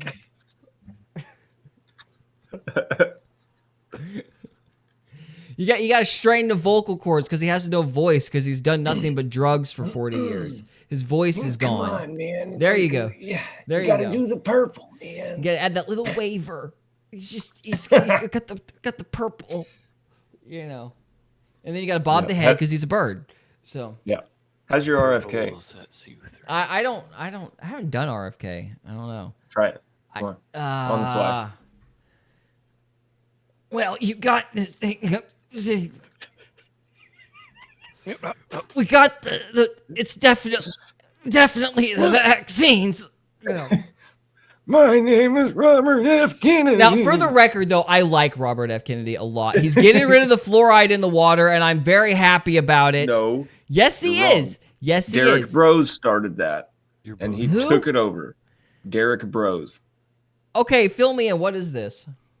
He's a guy that started suing municipalities for putting fluoride in water. Yes, but RFK is in charge of the government, and they're officially going to remove it nationwide here in the next couple weeks. Well, that's cool, but Derek Bros spearheaded the entire project, and they wouldn't have done it if not for him.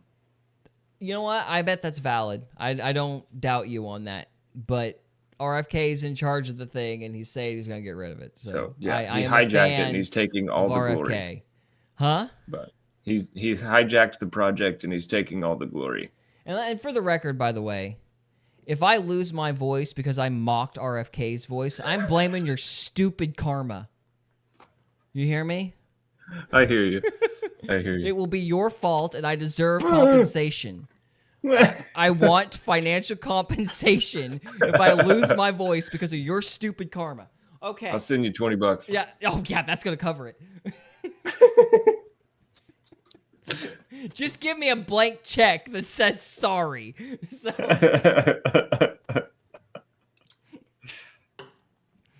you can pay to the balance of karma. Okay. Yeah. So, Trevor, you want to lead us in with this one? This is your baby. What is it? Oh. Dire wolves and skinwalkers. Oh, we're doing both in one? I don't see how we're going to kill enough time with the dire wolves thing because I've got like one joke and then I'm done. And it's not even a very good joke. It's perfectly predictable. So. Like a dad joke? Just about. It may as well be a dad joke. Heck yeah. All right. Lead us in, Trevor. Welcome to Faith Fiction and or Folklore, or the Try-F podcast, where we try not to F it up.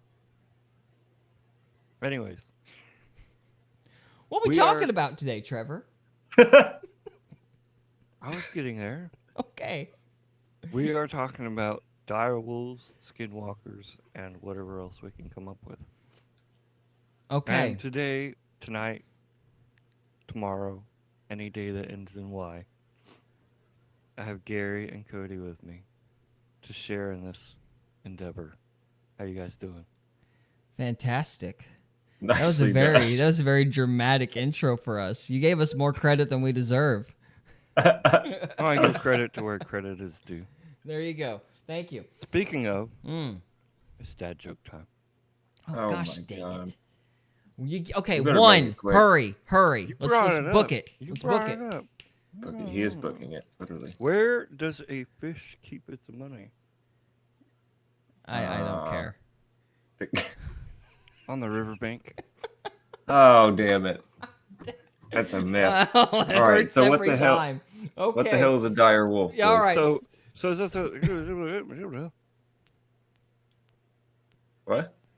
A dire wolf is a ancient wolf that is extinct.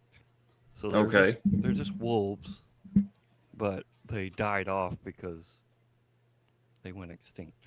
So it's a woolly mammoth dog. It's a very big wolf, very big. Like if you've ever watched Game of Thrones, I've not. It's just a wolf, but it's a bigger wolf. Okay. Like the size of a car? Yeah, just about. Nice. It's a really big wolf. It's a horse wolf.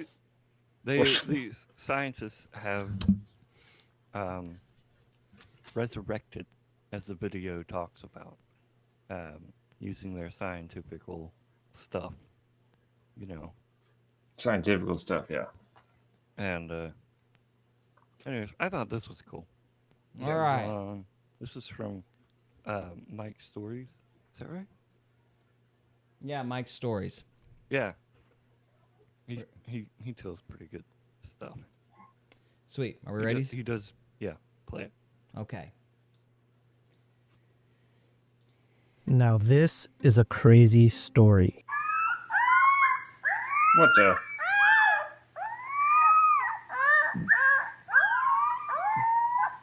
I'm not convinced, Trevor. Those are newborns. Oh. They I look thought like you said they were the size of a car. No, they're brand new. They just last week or something. I'm like that. telling you, this is a gimmick. Within the last couple weeks, have. I'm telling you, in 2 months, it's gonna be like, well, they're like miniature dire wolves. I don't know what happened. Well, we were gonna make them bigger, but they got to the purple, man. They got into the purple, and then they, Yeah, this video explains it You better, know. but they basically took gray wolves, regular gray wolves, and mixed from like Jurassic Park. They took the sample from ancient dinosaurs.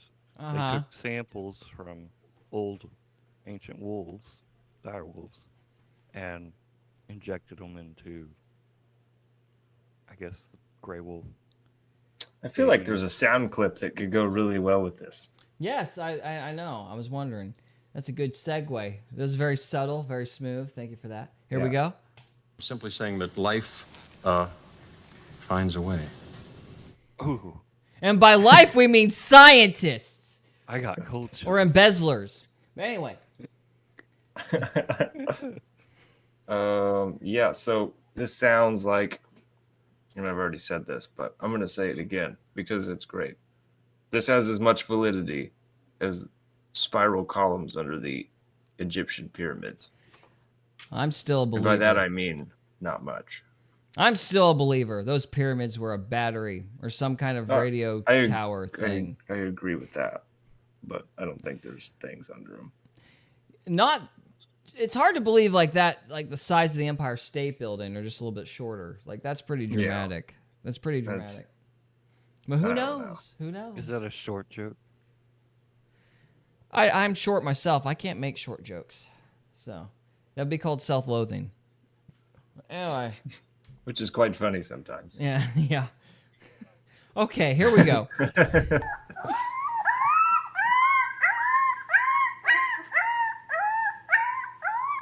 That's so cute.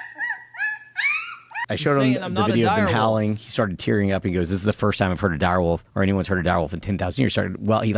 He physically, emotionally got chills and started crying. Meet Remus.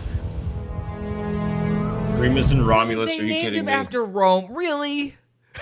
Oh my gosh! Walking cliche much? And Romulus. Just wait for the third one. This is ridiculous. Just wait for the third one. Yeah, this is ridiculous. The first two direwolves since the Pleistocene era. We turn now to that remarkable scientific breakthrough. 13,000 years after the last dire wolf walked the earth, scientists say they've now brought them back. You know they're just going to grow up to be regular wolves, and everybody's be like, we don't know what happened. And imagine the money they're going to get in this 3-month span of time before everybody figures out they're full of crap. And then they're going to move to Guam, and, Just wait until you hear the third name of the third. Oh, okay. Uh-oh. we thought if we could do something that could bring back the dire wolf, also help wolf conservation and bring people from like sci-fi, fantasy, and kids more into science and into the conversation around conservation, we thought it was a cool idea, but we had no idea if we could pull it off. What did you say? That guy just sounded like he was petitioning to build Jurassic World. Yeah. They're wanting to do that. They're wanting to bring back mammoths and other ancient creatures. I mean, I hope they do it. I hope they do it. Because then something horrible is going to happen, and everybody's going to be like, how did we not see this coming? Yeah. So, Dude, I honestly think that all these, like, you heard, like, the ligers, they used to be around. Oh, yeah, ligers. And they quit breeding them. And then they had, like, Tasmanian devils. I think all these animals that we hear about that went extinct, they're all chimeras that we've made. Mm-hmm. And then they just die out eventually because they're not natural. I think Owen Benjamin made a good case for the panda. I think he's right. Oh, yeah. I think he's right. Oh, It's I do just too. some spliced Pandas thing. are super fake. Yeah, I imagine though. I mean, I don't know, but I'm thinking. See, now my voice is actually cracking. You're killing it. That karma, man. Why is your voice cracking? Because he made me do an RFK impersonation, and now I'm paying for it. So, my name is Robert F. Kennedy. Because you cracked a joke.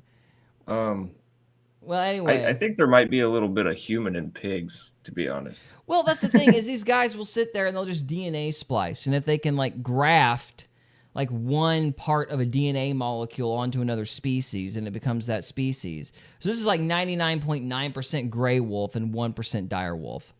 Yeah, that they just grafted in. I mean, it's not. Yeah, it's not that impressive, and it's only going to be a dire wolf in name, not actually a dire wolf. Yeah. So that makes it a dire situation. But this guy is going to make a killing in the meantime. Almost like that dad joke killed my soul. Oh, nice segue. Thank you. Is there dead dire wolves that were trapped in permafrost, or is no scientists? Exclusively on ESPN Plus. Hey, look at that. UFC 314, a stacked card live from Miami. ESPN Plus subscribers can stream. Just brought back a creature that hasn't walked the earth in. Sorry. That's your karma, Cody. Or actually, that's Providence. Because he was like, no. There were no frozen dire wolves. And then the thing just goes, scientists, cut to ad. That was beautiful. I'm probably the only one who caught it, but that was beautiful. Synchronicities are off the charts. You're off the chart. Thank you. Thousands of years. A real-life dire wolf. At just 15 days old, the pups take their first wobbly steps before a much-needed nap time. Thanks to some mind-blowing advances in genetic... Huh? And then they bit everybody's head off because they were the size of a car. I hope I'm wrong, but they become the size of a car, and yeah. Oh my gosh. Science. Researchers have used ancient DNA from fossilized bones to recreate key genetic traits of the dire wolf. They edited modern gray wolf DNA, implanted the edited embryos into domestic dog surrogates, and just like that, 3 healthy pups were born. Half dire wolf, half cocker spaniel. It's even worse than I thought. Their names? Romulus, Remus, and Khaleesi. Yeah. What's Khaleesi? They couldn't be bothered to come up with a third historical name, so they just went straight to Game of Thrones. Khaleesi is queen in what language? I don't care. I don't care. It means the queen mother. Is that right? That's stupid. In Game of Thrones, just like, In Game of Thrones, mother of dragon or something stupid. So, all right. Is there anything else you want us to see from this video, Mr. Trevor? Or can we go to Skinwalkers? Because that's kind of, we're wanting to do a Skinwalker Ranch episode, so this would be a good segue into that. Yeah, keep playing it. Keep playing it? Another part All that right. was very interesting. Did I they forgot name? where it's at, though. Did they name the dad Drogo? That's the pup. Yeah, so this is so that's actually Romulus. We have 2 boys, Romulus and Remus, founders of Rome, and then we. It gets more ridiculous every time I hear him say it. It's like, wow, what an intellectual. Yeah. You know who Romulus and Remus are? Wow. He must have genetically spliced dire wolves. I mean, there's no other way. We have Khaleesi, who's the new girl. So this is Romulus and Remus. And for the first time in what scientists call over 10,000 years, something very close to a dire wolf is running around again. 3 months in, the pup. Did you catch that caveat? Very close to a dire wolf. Translation: not a dire wolf. English is. Learn English, guys. That's all I know to say. Begin socialization, a key phase in their development. Weaning starts gradually, while play sharpens their instincts and strengthens their bonds. Here's how it happened. The team behind this breakthrough is Colossal Biosciences, the same company trying to bring back the woolly mammoth. They extracted DNA from 2 direwolf fossils, a supposedly 13,000-year-old tooth. I would sooner believe that woolly mammoths still exist than to believe that the people leading this crap will actually make one. I think I might actually believe that woolly mammoths still exist. It wouldn't surprise me. I think there was actually some recorded footage of one in the late, right back when film first came out. So it would have been early 1900s. So. Yeah, that was the part I kind of wanted you to see, was the people are trying to bring back mammoths and there's other creatures that he shows on here. Well, it's a semantics game thing, and Alex Jones's theory on this stuff is so much more nefarious. If you can just get people accustomed to the idea of vaguely, basically calling things whatever you want to call them based on one genetic trait that you've managed to splice into another gene, then you can call something that isn't a human and something that's human not a human. And so eventually you can, justify things like organ harvesting and that kind of thing. That's what this is. You're just going to introduce the concept and play these stupid semantic games so that when it comes time to actually, breed people and kill them, we won't call them people, so it'll be fine. Yeah.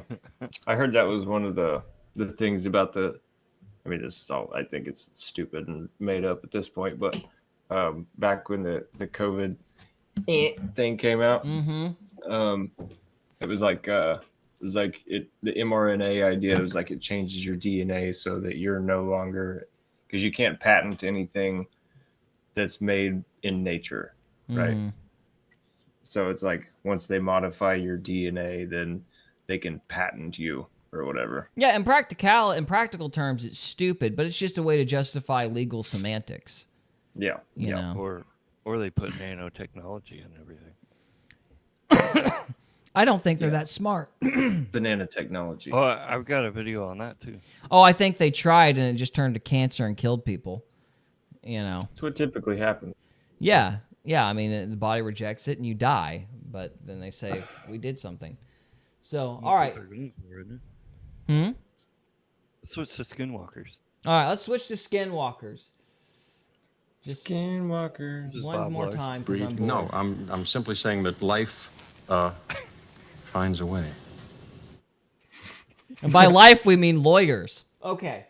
Oh. Bob Larson. All right. Let's see what he has to say. I'll have you play his intro, and then he'll do his Bob Larson. So we got to skip that because it's 4 minutes long. Okay. All right. So play. All right. Throughout the ages, and especially in more recent times, a pseudo-belief system called cryptozoology has developed. It's similar to the idea of lycanthropy. That's humans turning into werewolves. Another name for this phenomenon is cryptid. That refers to the belief that out there somewhere in the wild there are creatures whose existence is unsubstantiated by science. That's like the so-called Yeti, the abominable snowman. Thanks. Now, some are looking for evidence of half-human, half-animal skinwalkers. Is he conflating skinwalkers with, just regular cryptids? No, Skinwalker is a giant dude with antlers, but I think they're shapeshifters. Yeah, I think they're shapeshifters, aren't they? Yeah, they're a type of shapeshifters, which he's putting into the category of cryptid. Oh. It's Bob Larson's view on it. So. Wasn't he Catholic? Didn't Montague Summers? Well, I was under the impression there was a monk that like labeled all this stuff as varying types of demonology. Yeah. So I'm a little surprised he'd be rejecting that, but I don't know, maybe it's changed. What do I know? I'm not Catholic, so. I say the Skinwalkers are just another demonic trick of Satan to get our eyes off God and onto weird things that draw people into witchcraft and the occult. Be warned, if you see a Skinwalker, you'll want to do what I say in this podcast. Hi, Pull out your 9 and get that. Skip to 420. Did he just like threaten us? Like, was that a moral decree or a hook? It was a hook. I just want to make sure. That sounded a little hokey to me. He is hokey. He is a little hokey, but he's based. It's a base. You know it's not Hey, based? look, an ad. Ads. Thanks, No, it's Adobe, AI. for screwing up our live stream earlier tonight. Moment ago. It's called cryptid. The idea that there are undiscovered creatures unsubstantiated by science. True science calls this belief system known as cryptozoology a pseudoscience. It's not to be taken seriously. But with mass media in the 20th century, this... Well, I don't take science seriously at this point, so... Anyway. This is Todd White. Crud. I recently... My mistake. werewolves. Another name. But the idea of a skinwalker takes supernatural sightings much further. One published account of a skinwalker that I read went like this. What? You skipped the Loch Ness part. Oh, you want me to go back to the Loch Ness thing? He just talks about how it's fake. Well, I'm assuming based on his tone, he thinks all manner of cryptid are fake. Oh, yeah, he does. Well, we're going to have to sit there and defend them now. We need to get people who've actually seen this stuff on here just to be cantankerous. But anyway. Yes. And I'm quoting directly from it. A man named James was driving through the back roads of Arizona late at night. The only light came from his headlights and the occasional full moon slipping through the clouds. As he drove, he noticed a coyote standing by the road. It was standing on its hind legs. The creature had This guy's snarkier than I am. long, thin arms and glowing yellow eyes. A feeling of dread washed over him. James sped up, but a moment later he heard something pounding on the roof of his truck. When he looked in the rearview mirror, the thing was running alongside his vehicle, on all fours, keeping pace at 60 miles an hour. Then, just as suddenly... I'm sorry, you said Loch Ness Monster, and then I thought the thing was knocking on his door going, can I have 350? You need about 350. 350. That dang old Loch Ness Monster was asking me for 350. As it had appeared, it veered off into the darkness. He didn't stop until he reached his uncle's house and told him he had seen a skinwalker. The uncle warned him never to speak its name out loud. Doing so could draw the skinwalker back to him. That night outside his... Can I call it a flesh wearer? A flesh wearer? A flesh jogger? A flesh jogger? An epidermis stroller? A pelt pacer. How's that work? That's a good one. Keep the pace with the pedal. Oh, nice. He heard whispering in a strange language. He never took that road at night again. Ooh. Good thing, too. It's a good thing, too. Yeah, I might have asked him for 350. Yeah. Similar beliefs exist in other Native American traditions. Some paranormal enthusiasts take skinwalkers very seriously. Many people interested in the supernatural believe skinwalkers are tied to cryptid sightings. This is especially true in rural communities in the southwestern part of the United States. There are areas like Skinwalker Ranch in Utah. They've become famous for alleged encounters. In Navajo culture, skinwalkers are said to be evil witches who gain dark powers by breaking cultural taboos, like harming family members. Many Navajos refuse to even speak the name Skinwalker. They won't say it out loud. They believe it can attract more skinwalkers. People who have encountered one often describe the fast-moving, unnatural creature, screaming voices, and a deep sense of fear and dread. Many on social media argue that half-human, half-demonic beings must exist. These myths have persisted throughout history. Example, the Minotaur in the labyrinth was half bull and half human. The Philistines worshipped the god Dagon. Huh? I just said I know that guy. Oh, yeah. I've dealt with that demon. Half human, half fish. But shape-shifting, like skinwalkers, is a different matter. That idea suggests that human beings can suddenly shift into a ferocious animal on all fours. In Africa, some people believe in the existence of a lion man, a witch doctor morphing back and forth between a lion and a human.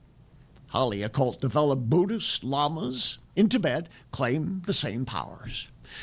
Are such things real, and should we even bother discussing them?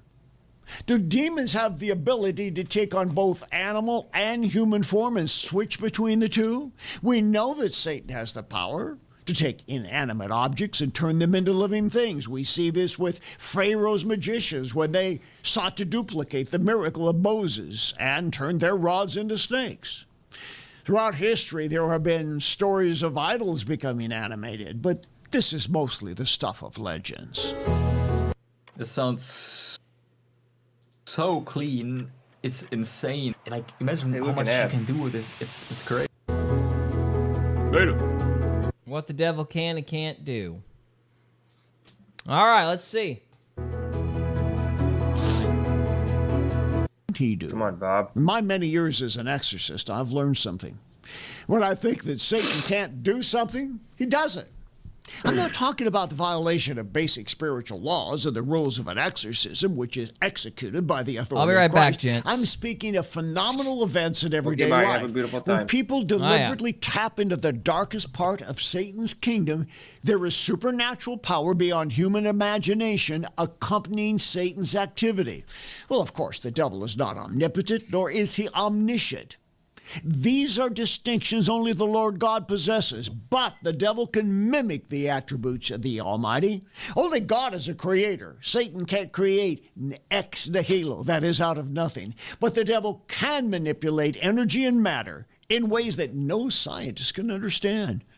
Satan's apparently capable of transmuting forms by changing back and forth energy and matter, such as the appearance of UFOs, which I believe is a good example of that. And furthermore, whatever visible forms the devil may appear, whether in actuality or by manipulation of the observer's perception, the devil makes unreality appear real. That could include an animal morphing into a human or vice versa.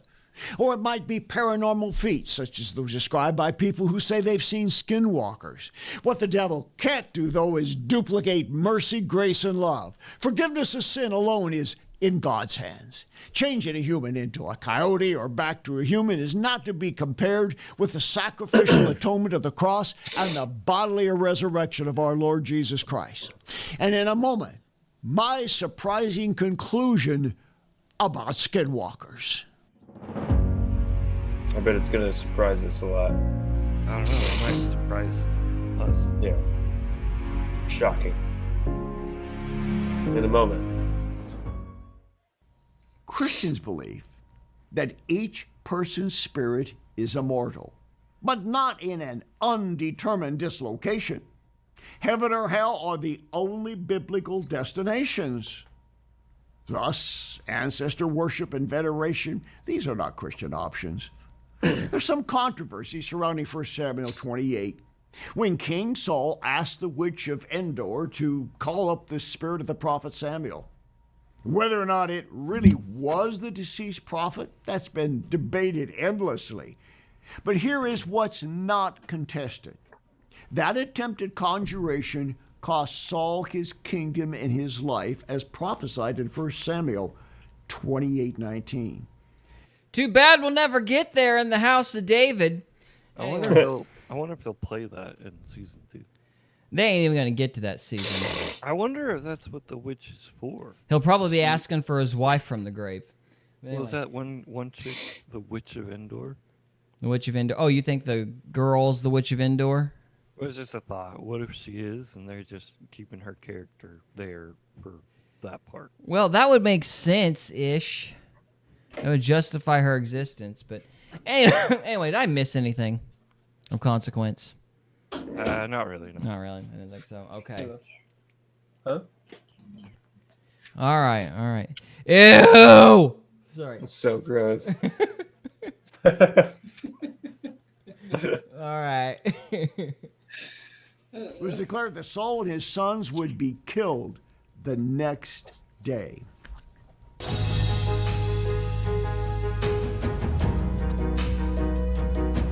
Two horns like a lamb and spoke like a dragon. And he exercises all the authority of the first beast in his presence and causes the earth and those who dwell in it to worship the first beast whose deadly wound was healed. He performs great signs so that he even makes fire come down from heaven on the earth in the sight of men. And he deceives those who dwell on the earth by those signs which he was granted to do in the sight of the beast, telling those who dwell on the earth to make an image to the beast who was wounded by the sword and lived. He was granted power to give breath to the image of the beast, and the image of the beast should both speak and cause as many as would not worship the beast and its image to be killed. Perhaps there will be some kind of super bot that takes artificial intelligence to another level. But such things are not quite the same as a skinwalker. Even if the devil can't cause a human being to suddenly become a ferocious animal, the idea that such things exist creates fear, and that fear causes cultures that believe in skinwalkers to seek witchcraft as the antidote for stopping such things. It's common in American Indian communities that believe in skinwalkers to have rituals and substances to ward off skinwalkers. This may include sage, herbs, ashes, as a means of preventing a skinwalker from bringing terror.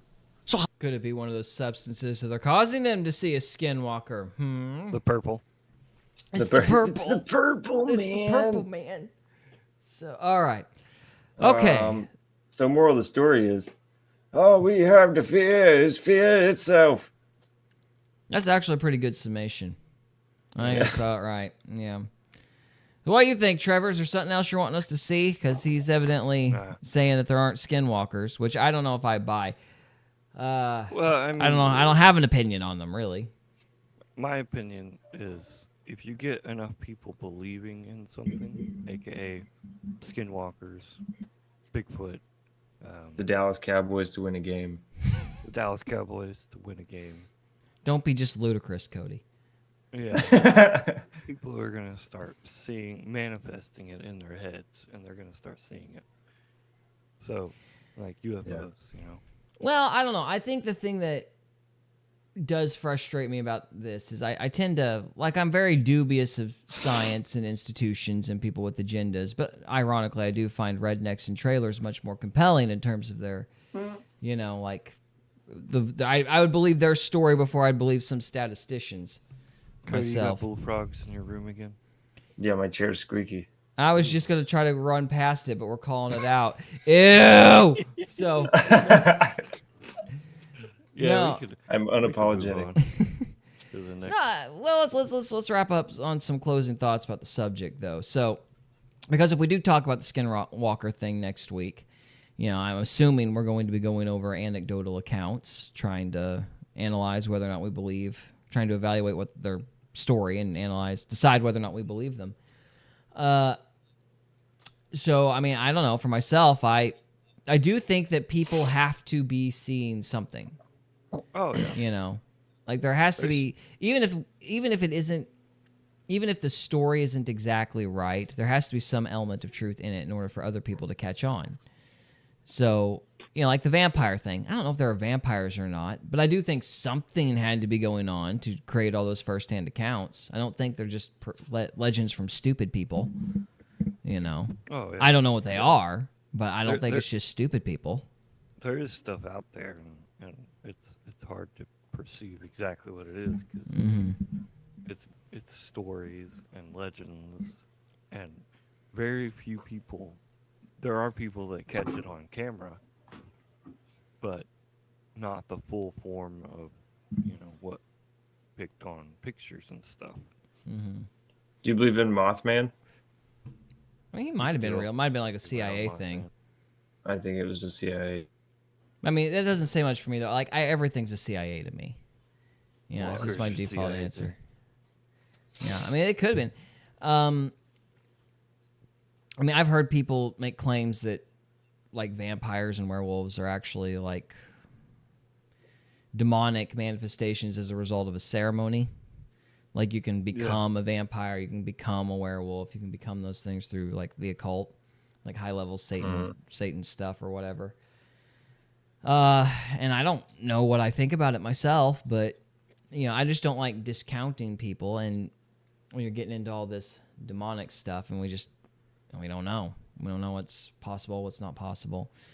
I do think it's reasonable to say that, in America, the better tactic seems to be to act like, there's nothing there. But that's kind of changing, though, too. So, for a long time, it was people wouldn't even talk about supernatural experiences because they were so stigmatized. Like, I'm old enough to remember that when I was a kid, if you saw something weird, you didn't say anything about it. Nope. Because people mocked you and thought you were nuts relentlessly. Now it's kind of normal to talk about it. But yeah, when we were kids, because of weird people on the internet. Well, yeah, I mean, I guess I don't know. It was kind of. I mean, I'm old enough before the internet existed, so the first time I remember it actually being talked about publicly was like a John Hagee sermon. Some people were relaying, like somebody relayed their account, and John Hagee relayed somebody's account and stuff that he was dealing with, or I don't know if it was him or a friend of his or something like that, but. That was the first time I'd ever even heard of stuff like that talked about in a sermon. Because you just didn't do that back when I was a kid. Now it's like everybody and their dog is wanting to see something, so it's more likely people will make crap up. But, you kept your mouth shut when I was younger. When that stuff happened. Like, you did not talk about it, period. So. What do you think, Mr. Trevor? That's good. Oh, no, I'm in agreement, Yeah. If you saw something scary or whatever, when you brought it up to anybody, they'd be like, "Oh, that's not real," or just tell it to go away in Jesus' name, and it'll all be fine. Okay, well, why does it keep coming back? Why do I keep having these dreams? Yeah. And people would just be like, behavior patterns. "Oh, you're crazy." Oh. Okay. Yeah. Are you get rid of the demon, and then you continue the same behavior patterns, then it comes back. I'm talking about before all that. When I was 6, 7. Yeah. Oh, no. Are you guys old enough? Hold on. Excuse me. Bless you. Yeah, thanks. Do you guys remember when nobody believed in giant squid? Yeah. But people kept saying there were giant squid. And then finally, there was recordings of it. And people had to admit that giant squid existed. Now it's a thing. Now it's just normal. They're pretty big. Yeah, they are pretty big. And you could see some sailor, getting a proportion wrong or something. You could see how those legends would come about because those things do get large. Mm-hmm. They take out sperm whales. Well, people thought squids were like, 8 inches long when we were kids. Yeah. That's why I don't believe this guy, because it's like, we've in our own lifetime, we've seen cryptids proven to be real. So I'm a little more inclined to believe people's accounts. I mean, no, I don't think you need to be relying on the occult, because it's kind of like, it's like asking a demon to get rid of his brother George. I mean, he ain't going to do that, so. Yeah. All right. I think we've kicked this dead horse enough. Anybody got any final thoughts? Nope. No, I think we're good. All right, so we're done kicking the dead demonic horse. All right. So, one more episode to go. we are moving on to episode 4. This is end of episode 3. So, guys, thank you so much for watching, and we'll see you next time. Thank you. All right. Now it's on to Ammon Hillman. Who wants to lead us in for this one? Or I guess Wes Huff refuting Ammon Hillman. All right, I will. All right, go for it. Hang on, wait, hang on a minute. Okay, I'll wait. Transition, so I don't have to move the lower thirds. And to go. Welcome to Faith, Fiction, and Folklore, or the Tri-F podcast, where we try not to have the podcast up. Tonight, we're talking about Wes Huff, talking about Ammon Hillman, our favorite guy. We can't stand him, so we're going to pick fun at him again. Actually, we just got a lot of angry... I'm great. I'm excited, because we got a lot of angry comments about this guy. And so I'm like, well, now we got to do more stuff on him. I mean, we have no choice. Challenge accepted, sirs, on the internet. Comment section warriors. So, and since we don't know this much about the topic, we thought we'd refer to one of our go-to favorites, Wes Huff, the guy who dealt with Billy Carson in such a final fashion. So, Wes Huff is going to... mess. The great part about it is Wes Huff is very kind about it. He doesn't talk crap about him hardly at all. Great. So he's kind. That way we don't have to be. Fantastic. So, all right. Let's see if I can get to the right one. Here we go. And here we go. What is the Antichrist? What is the Christ? If you have to know the Antichrist, you have to know the Christ. Right. It's a Greek word. For applying a drug to your eyes. What? So that they may be open. That's what the Christ means in Greek. Yes, it's from the verb chrio, to be stung by the gadfly. Who's the gadfly? It's a state of mania. They call it in Greek oyster. That was the most polite I've ever seen. What he meant in English was, you're full of crap, sir. Yeah. Instead, we're just going to go, okay. He's building quite a trail here. Yeah. Way to double down. Stromania, to be in an altered state. Right. It's a thing they had going on. Remember, they have orgies and stuff like that, so... I mean, you're familiar with my buddy Danny Jones's podcast, right? Danny Jones podcast. So Danny's one of my best friends, and he's a fucking gangster because, you know, he's such a humble guy, but a lot of people don't realize before he was ever a podcaster, he was a world-class documentarian and cinematographer, all these things. And the reason I think he's one of the best on planet Earth, he might be second best in my book behind Joe Rogan, is that he doesn't give a fuck who he's talking to. He wants to capture what they say, put it out there, document it, and let other people decide. So you're talking about a guy who talks to people from every end of the spectrum, literally known to man, and the range of his podcast at this point with the opinions of guests has gotten, I don't think there's anything else like it online. Now, he had a guest somewhat recently, like in the last 6 months, named Ammon Hillman. And this is where, I see you smiling about that. This is where I also want to make sure I'm He's already laughing. as the guy hosting the show, just kind of where I stand on some stuff.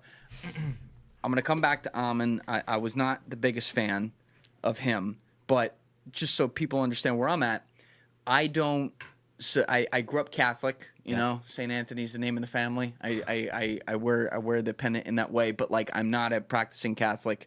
I do believe there's a God, there's a creator. I think I'm going to have to answer that someday, so I want to live well on here. I think that a lot of people in the world use different organized religions like Christianity for good. There's a small percentage that uses it for bad. I have some issues with, you know, some of the history there and things that have gone on, but that's just like my personal end of it. So when I tell you I look at these hardcore ancient histories and what we were told versus hardcore religious people and scholars, like, I really come at it somewhere in the middle here and am open to what people say. That said, I think everyone from either angle is motivated by the things that happen to them.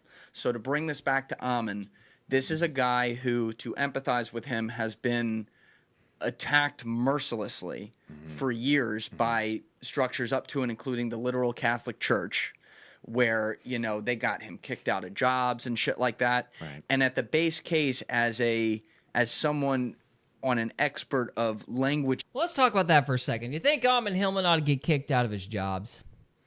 I don't think so. I'll make fun of him, tease him, but I don't think he ought to lose his job. If he's working for the Catholic Church and spewing stuff like this? Well, if he's working in the Catholic Church, that might not be the preferable occupation, fair enough. But I'm talking about somebody going in and, you know, firing him at some random institution or something. Like, if he's good at whatever it is he's doing. Now, if he's applying to be a Greek scholar, you should probably fire him, because I don't think he's that great. So, yeah. But no, I don't think people should chase people around and harass them for being, you know, special. So Of course not. No. Yeah. What do you think, Trevor? No, he was actually a teacher in one of the institutions. I don't remember which one.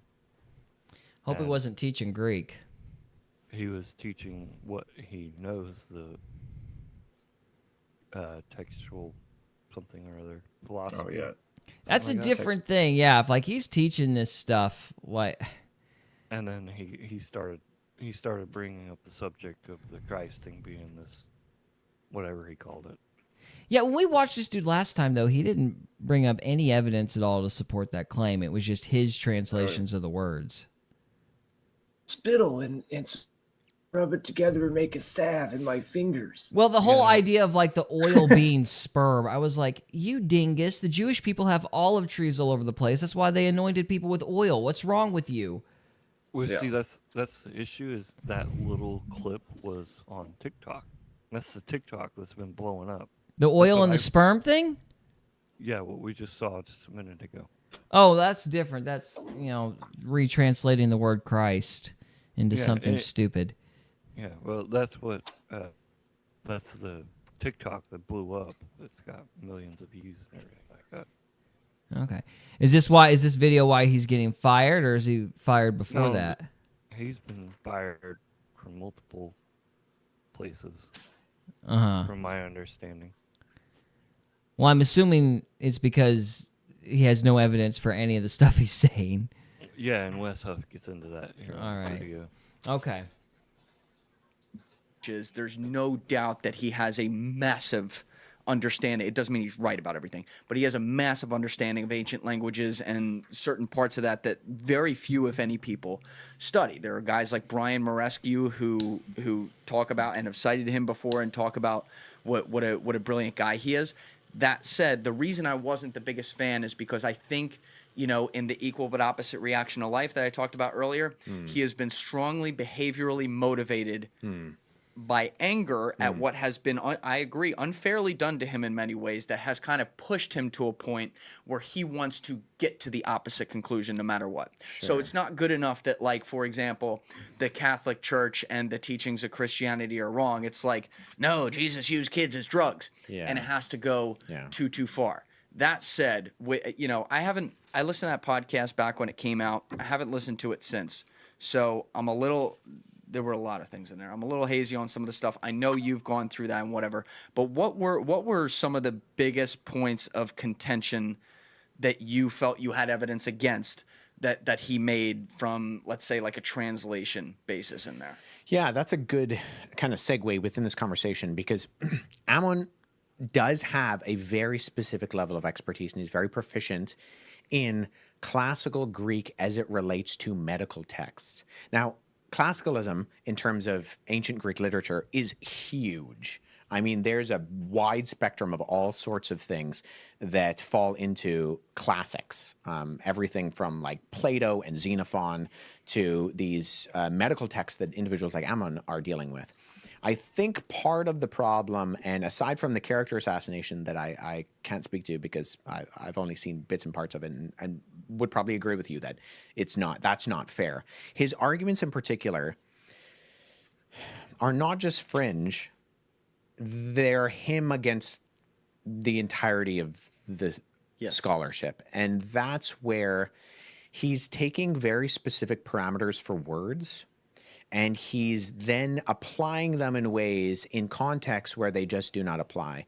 And individuals who I greatly disagree on a whole range of things, individuals like Dan McClellan and Kip Davis, who Kip is actually a fellow Canadian. He lives out in British Columbia, but have pointed out the fact that what he's doing is he's applying a very specific level of terminology within the ancient Greek language in cases where it doesn't apply. And so it's the equivalent of saying, so in my own sort of sphere and field, there are specific terminologies that exist within theology, like we talk about Christ condescending. And what we mean by that is literally the Latin con, meaning with, and descend, to come down. And so when we're talking about the condescension of Christ, what we're talking about is the humility of Christ, to step out of his eternal throne as the second person of the Trinity, stepping into humanity. But if you were to say to someone after this, if someone said like, hey, you met Wes Huff, how was he? And you went, he's a little bit condescending. You wouldn't be talking about my humility. No. Right? Because that word has a different meaning in its different context. And part of the problem with something like what Ammon says is that he's taking terminology that exists within the parameters of a specific field, and then he's applying them in areas where there's an entirely different contextual meaning and the truth is, behind closed doors, the P word became my secret sin at age 10. P word and an awkward ad, too. Spectrum of understanding. Not for me. So part of what he said that some people jumped on was that he says that the word Christ comes from the Greek word chrio, which it does, right? To anoint. And in ancient Greek medical texts, there is a usage of that, which he has capitalized on with applying drugs to your eyes. Now, more broadly, chrio does mean to rub, particularly a liquid ointment or substance on your body. So this relates to everything from bathing to ritual practices in religious circumstances. But you could likewise say if you were an ancient Roman and you had a bath and you came out and you put on cream, skin cream, right? So your skin didn't dry out. That was an example of chrio. You were applying it to your body. Well, within the religious connotation of Christianity, it is the translation of the Greek word Mashiach, Messiah, which likewise means anointed one, right? There were multiple anointed ones in the Old Testament. It was just a word that was referred to priests or kings and had a very specific connotation in the Mashiach, who would come and be different. And the Greek translation of that, which both the Greek translation of the Old Testament and in the New Testament both use, is Christ. Why? Because it means anointed one. So Ammon takes that and he says, well, in this very specific instance, in this stream of classical... Well, that's very interesting. Thoughts? Is everybody following? About chrio? Yeah. That's interesting. Is already taking it apart and put it in a nutshell. Yeah, I think he's summarizing it very good, very well. I mean, basically, he's taken the concept, the anointed one, which refers back to, like, the kings of Israel who would be anointed with oil, right? And that meant that they were set apart. And that has a religious connotation. That means you're special, set apart. And he's saying, this means what does he even say it means? Like, it means wet. The wet. Oh, man. Yeah. The wetness of water, man. The wetness of water. Not wet. Yeah, it's like... It only makes you wet. Well, Trevor, you're the one that's really looked into Ammon. Do you know what exactly what specifically is he saying the anointed one means? Is he just going, well, it means to anoint with oil in some sort of general way? Well, when he says it, he says he doesn't actually say the anointed, the oil, as far as I can recall. He just says the anointing? He just says... I lost you. He doesn't... As far as I remember... All right, hang on here. You're breaking up. Vague about his claims. Yeah. He's being vague about his claims. Is that what you said? It's very hard to follow along. Yeah, the guy mumbles a lot. That's part of the problem. All right, well, let's just take a minute here. What is this TikTok video? Let's see if we can look it up. Because I want to... So, in light of what Wes has said, let's look at his actual comment. Because... Fair enough. Seems like he's, referring... I don't know. You said this is on TikTok? Ammon Hillman... anointing...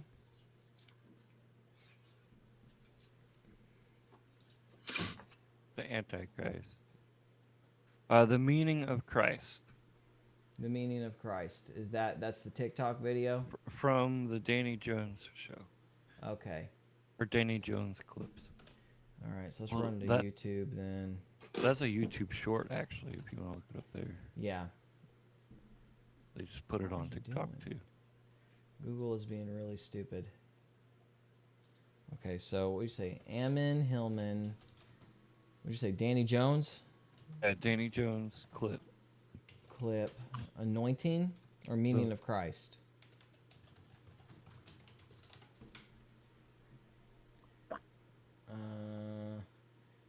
He's got a rebuttal to Wesley Huff. That ought to be interesting.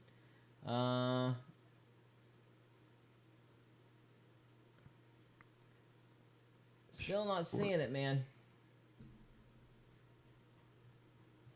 Huh.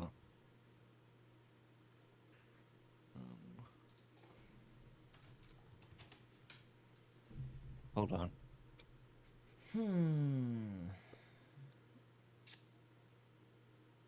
All right, here we go. Let's see if this is actually it. Found it. All right. No vibe. Yep. Have come through a world that was the Bronze Age. The Romans have come through a world that was the Bronze Age renaissance of drugs, dotes and antidotes, they call it. Christ and Antichrist. They are pharmacological terms, and they're using them that way. And when you get baptized, this is what you're being baptized into. It's the only way to bring eternal life. And you say, wait a minute, what? I thought, because you're thinking the wrong eternal life. There's no phrase in the New Testament that says eternal life. Well, that's not true. Anyway. What's John 3:16? John 3:16, everlasting. That's a synonym for eternal. That's like there a jillion times. Okay. Anyway. Say ionic life. Ionic life. What does that mean? It's outside the time stream. We're in the... So he just said forever means forever. That'd be like forever's outside of the time stream. Yeah, we know. I put it in the chat. Okay, you got it? All right, let's see. I'll try to... Well, that was nonsensical and meant nothing. You gotta get outside the time stream and the purple, man. You're streaming. That's about right. It's like, this is just... What are you even saying, man? All right. Oh, my gosh. Copy the link, you Gomer. Good night. Hang on a minute. Let's try it again. Oh, you It's idiot. just putting in what you search.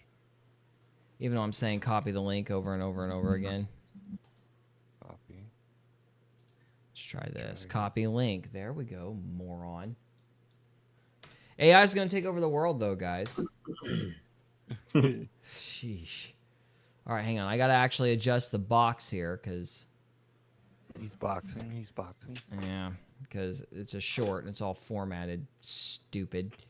It's all funky. Yeah, I'm formatted. Funky. All right, here we go. Maybe. Play the video. Stop Good. scrolling. Just hit play. I'm trying. It's freaking out on me. It's because of the purple. Yeah, it's apparently there's some... The purple Christ thing, man. Hang on a minute.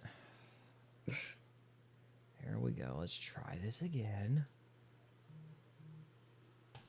You want to hear something really fascinating? Sure. The legend of Noah's Ark and the flood. I'm not suggesting that there was a flood that covered every animal on Earth, and nor am I suggesting that there was a boat that housed every species of animal on Earth. However, if Noah's Ark existed... They were all babies, man. Oh, man. What is happening? That's not even the same video. Yeah, you refreshed it on Joe Rogan's video instead of the other Good one. grief. I hate these shorts, dude. They're the dumbest thing.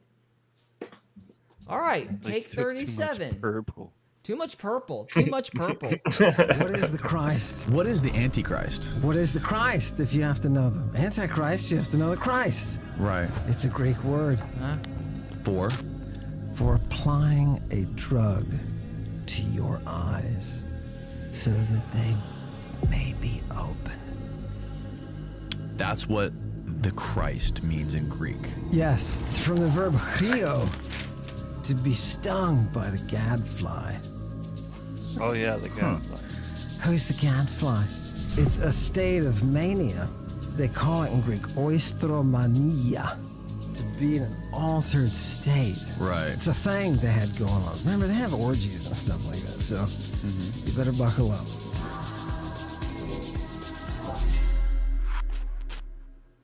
What is the Christ? What is the Antichrist?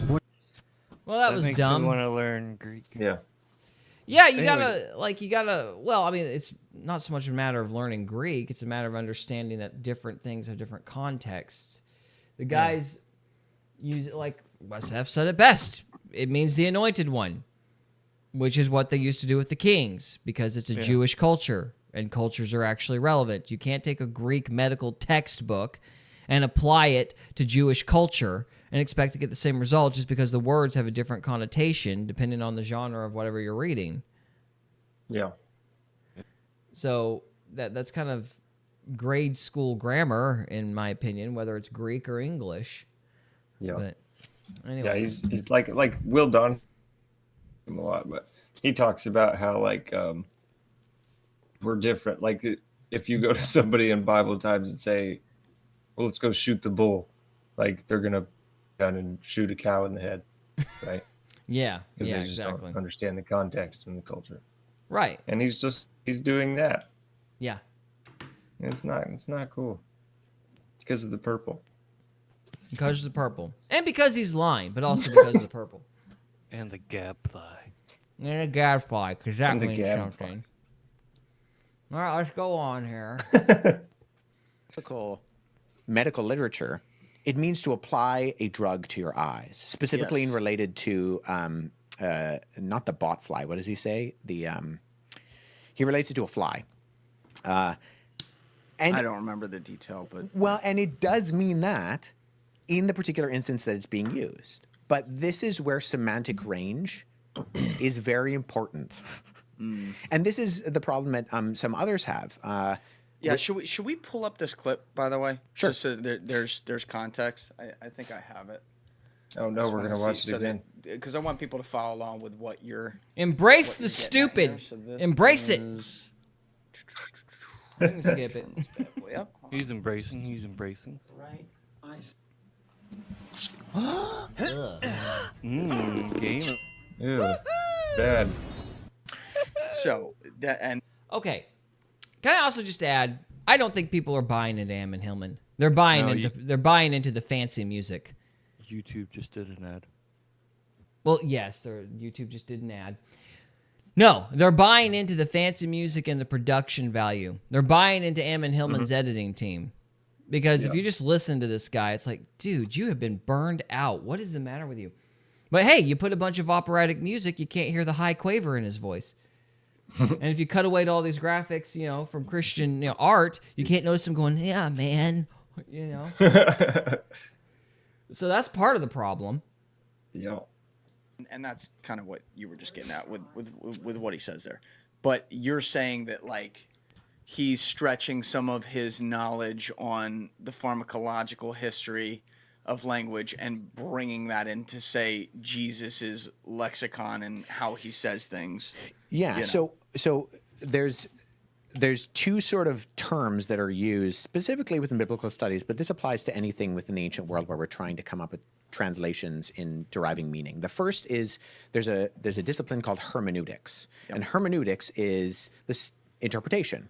It's the methodology of interpretation that we use on a particular text. Before hermeneutics is exegesis, and exegesis is a Greek word that literally means to bring out. Right? The opposite would be eisegesis, to read into. So when you're exegeting something and you're looking at an ancient language, you're trying to get at the author's intention by different levels of contextual application. So there's immediate contextualization, there's document contextualization, there's historical contextualization.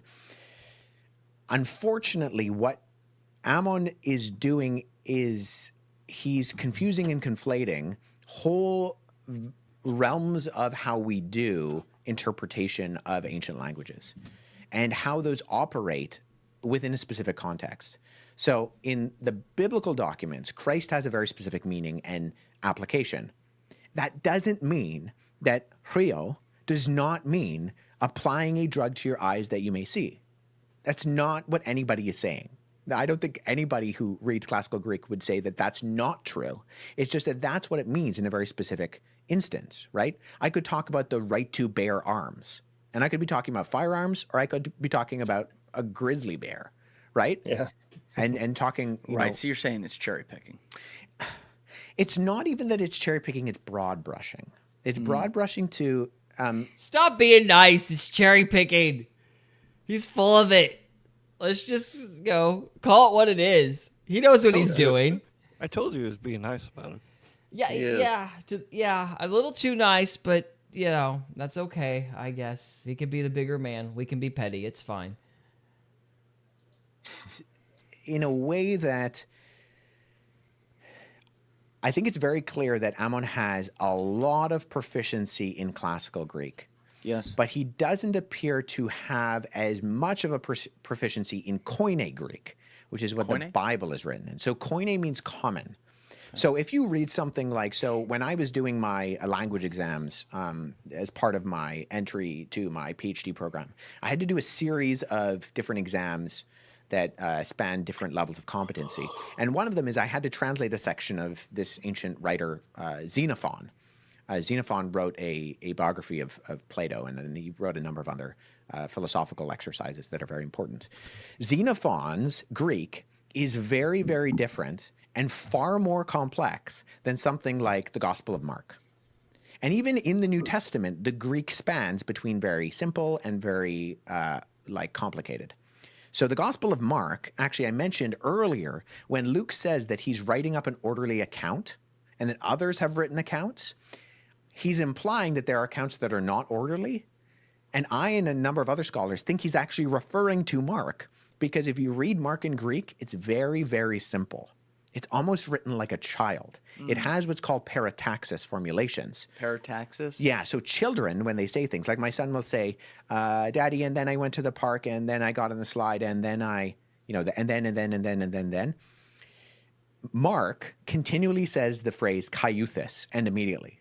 Everything is immediately. And immediately, Jesus got up out of the water. And immediately, he went out into the wilderness. And immediately, he was in the temple. And immediately, and it's just a symptom of very simple writing. Yes. It's called parataxis. Yeah. And so a lot of the times, you'll see this in the translations, but sometimes they just leave out the end immediately because it's just superfluous. It's not needed because it's just like ad nauseum repeated all the time.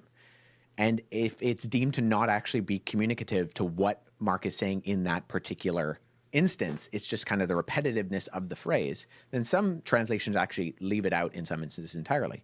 So you have this spectrum.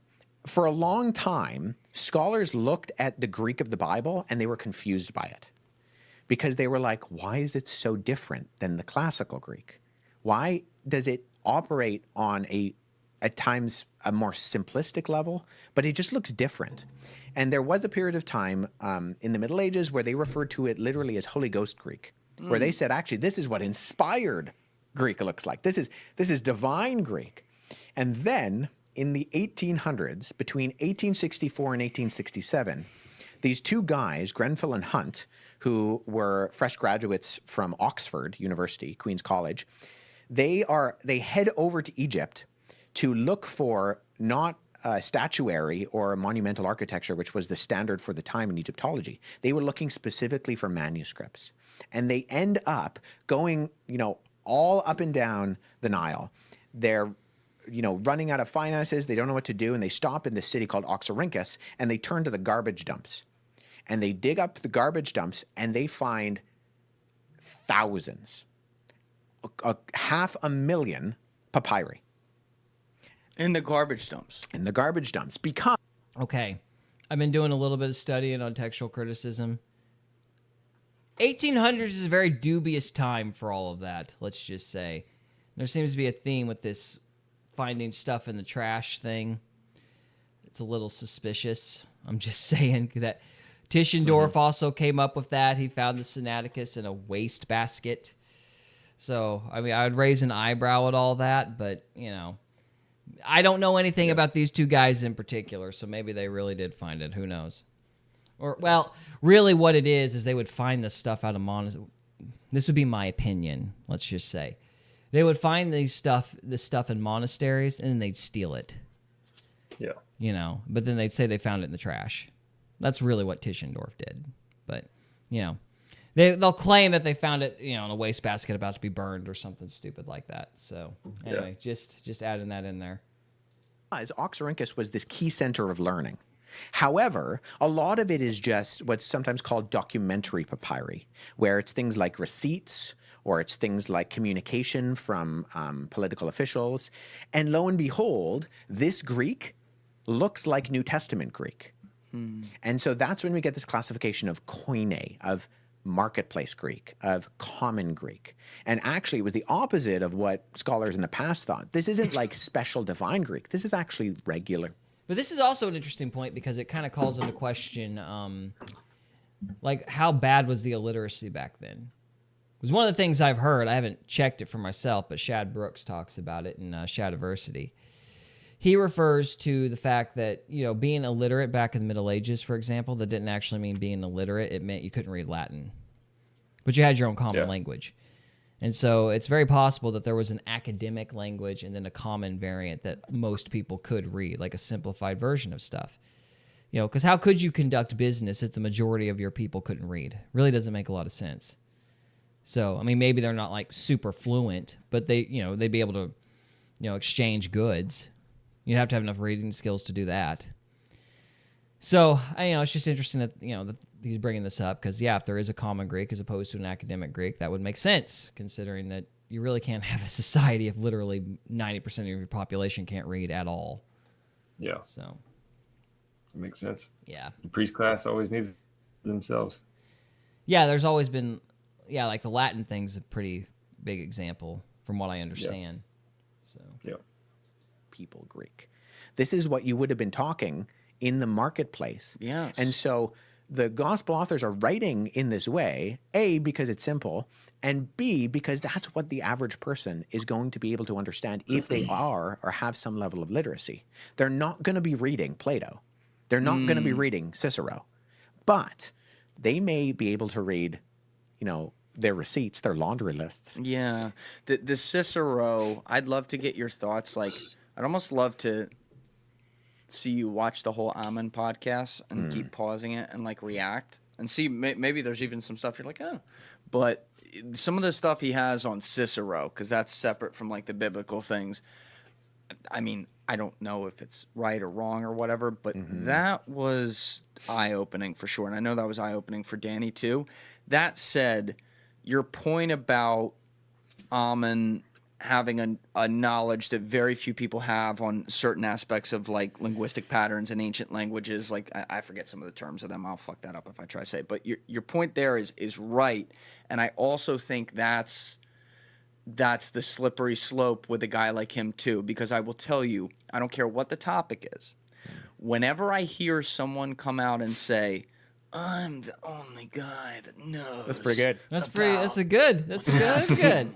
With this language, because I've been studying this my whole life. Right. And there's really no one else who's gone to Israel and studied the Greek among the architecture there. Yeah. When I hear that, that says to me like he's therefore saying, because I'm the only knowledge on this, you have to listen to me, and he's precluding that there could be any.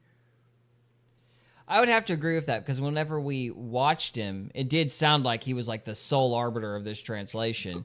And I didn't even know about all this like reference to, his medical, like his training in like formal Greek, let's say. Because it sounded like it was like, man, I'm the one who's discovered the truth, And so that's probably why I got so chagrined at him, because it's so against everything I know. But anywho, so I think we pretty much touched on this one. This is pretty good. So what's this YouTube channel? Julian Dory Clips. I think, go check that out. It's pretty good. Now, I believe Ammon Hillman had a rebuttal to Wesley Huff. I think whenever I was looking at these shorts, I saw a reference to that. I did not pull that up. Let me see if I can find it really quick. You guys chat amongst yourselves. I'm getting pretty tired. I don't have a lot of steam left for old Ammon here tonight. Yeah. So. All right. Well, I found it quickly, thankfully. You're starting to see the purple? Well, that's not good. Hang in there. All right. Let's see. We got an ad first. Wix gives you the power of AI to build the website you need. I don't trust that at all. There's a lot of people online that really want this guy to debate you. So let's listen to what his response is to your translation of the word Christ. Yeah, perfect. Here we go. All right. Eternal throne as the second person of the Trinity stepping into humanity.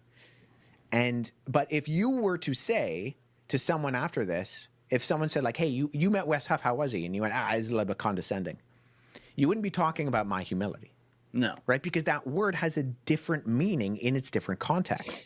And part of the problem with something like what Ammon says is that he's taking terminology that exists within the parameters of a specific field, and then he's applying them in areas where... All right, I'm actually going to fix this for a second because my box is a little off on OBS, so give me like 30 seconds here. I just want to point out that Ammon is surrounded by candles and a bunch of presentations, so that doesn't bode well for him, in my humble opinion. Yeah, I hope he catches on fire. I think that's in his second pod. His second podcast? Danny Jones. Yeah, well, this is from 2 months ago. Yeah, the aesthetics, I don't know. I don't feel like they really lend credibility to him. But anyway, all right, here we go. There's an entirely different contextual meaning and spectrum of understanding. It's a big turd. Part Pinch of it what he off. said that some people jumped on was that he says that the word Christ comes from the Greek word chrio, which it does, right? To anoint. And in ancient Greek medical texts, there is a usage of that, which he has capitalized on with applying drugs to your eyes. Now, more broadly, chrio does mean to rub, particularly a liquid ointment or substance, on your body. So this relates to everything from bathing to ritual practices in religious circumstances. But you could likewise say if you were an ancient Roman and you had a bath and you came out and you put on cream, skin cream. Right. Okay, I am not a body language expert, like, at all. But can I just point something out really quick? You notice how he's, like, trying to smile and act all confident, but his eyebrows are up? Has anybody noticed that to me? Like, that to me, I'm going, that's an act. He's very... He's uncomfortable. Yeah, you can tell the way he's shifting his chair. I mean, I can't say too much. I'm, shifting to my chair. I blame the caffeine and nicotine, but anyway.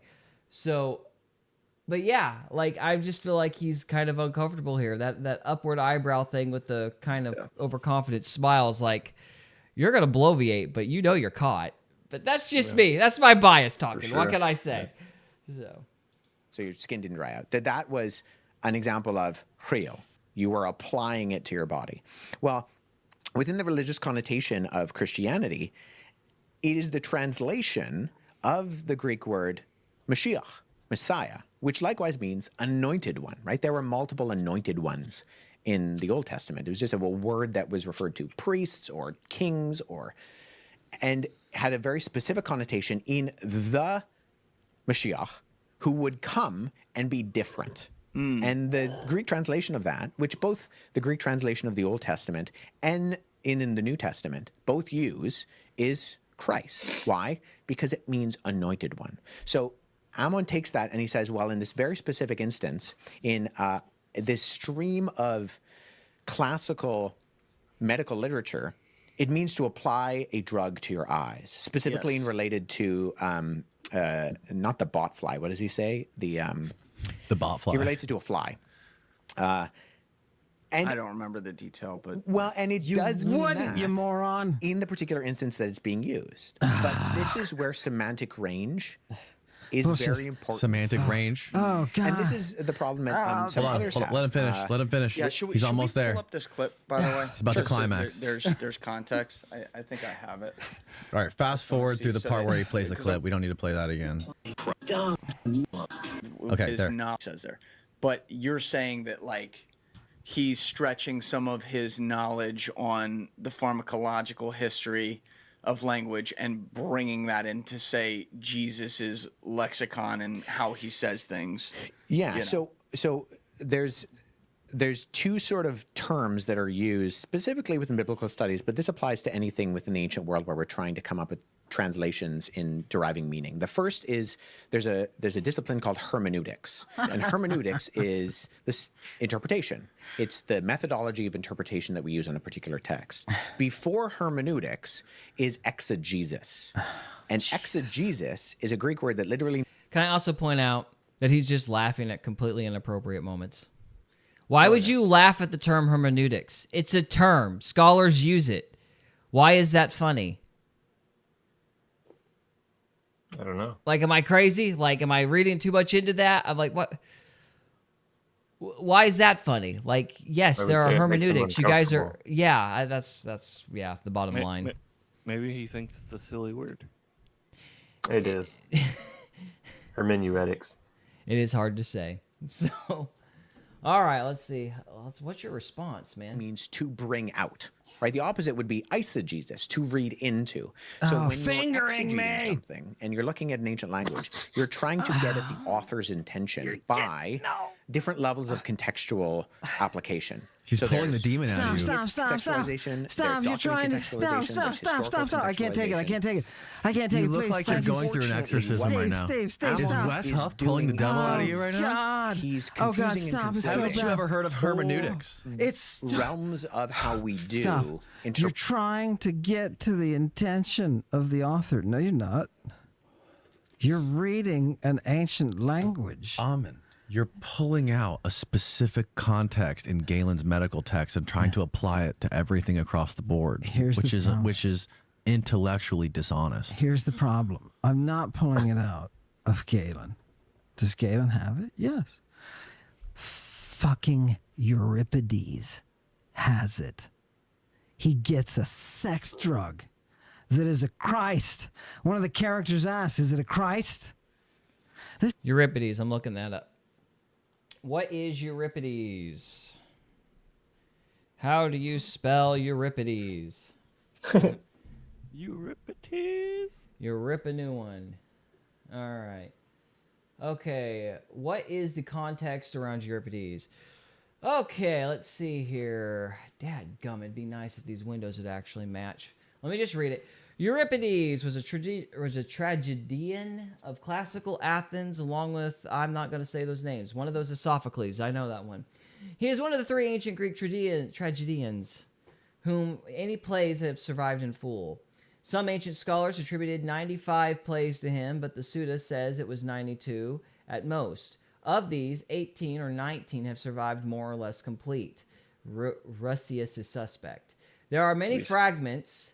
Most of his other plays. More of his plays have survived intact than those of these other two guys together.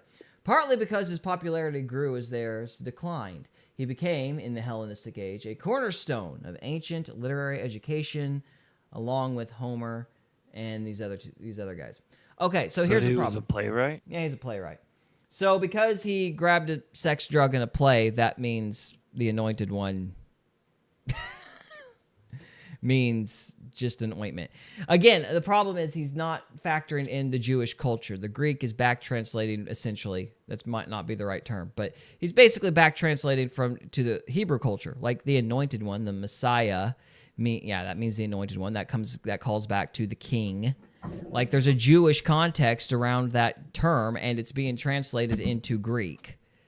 That's the problem. So it doesn't matter if he's pulling it from a medical text or a Greek tragedy or whatever. The problem is he's not bearing in mind the Jewish culture.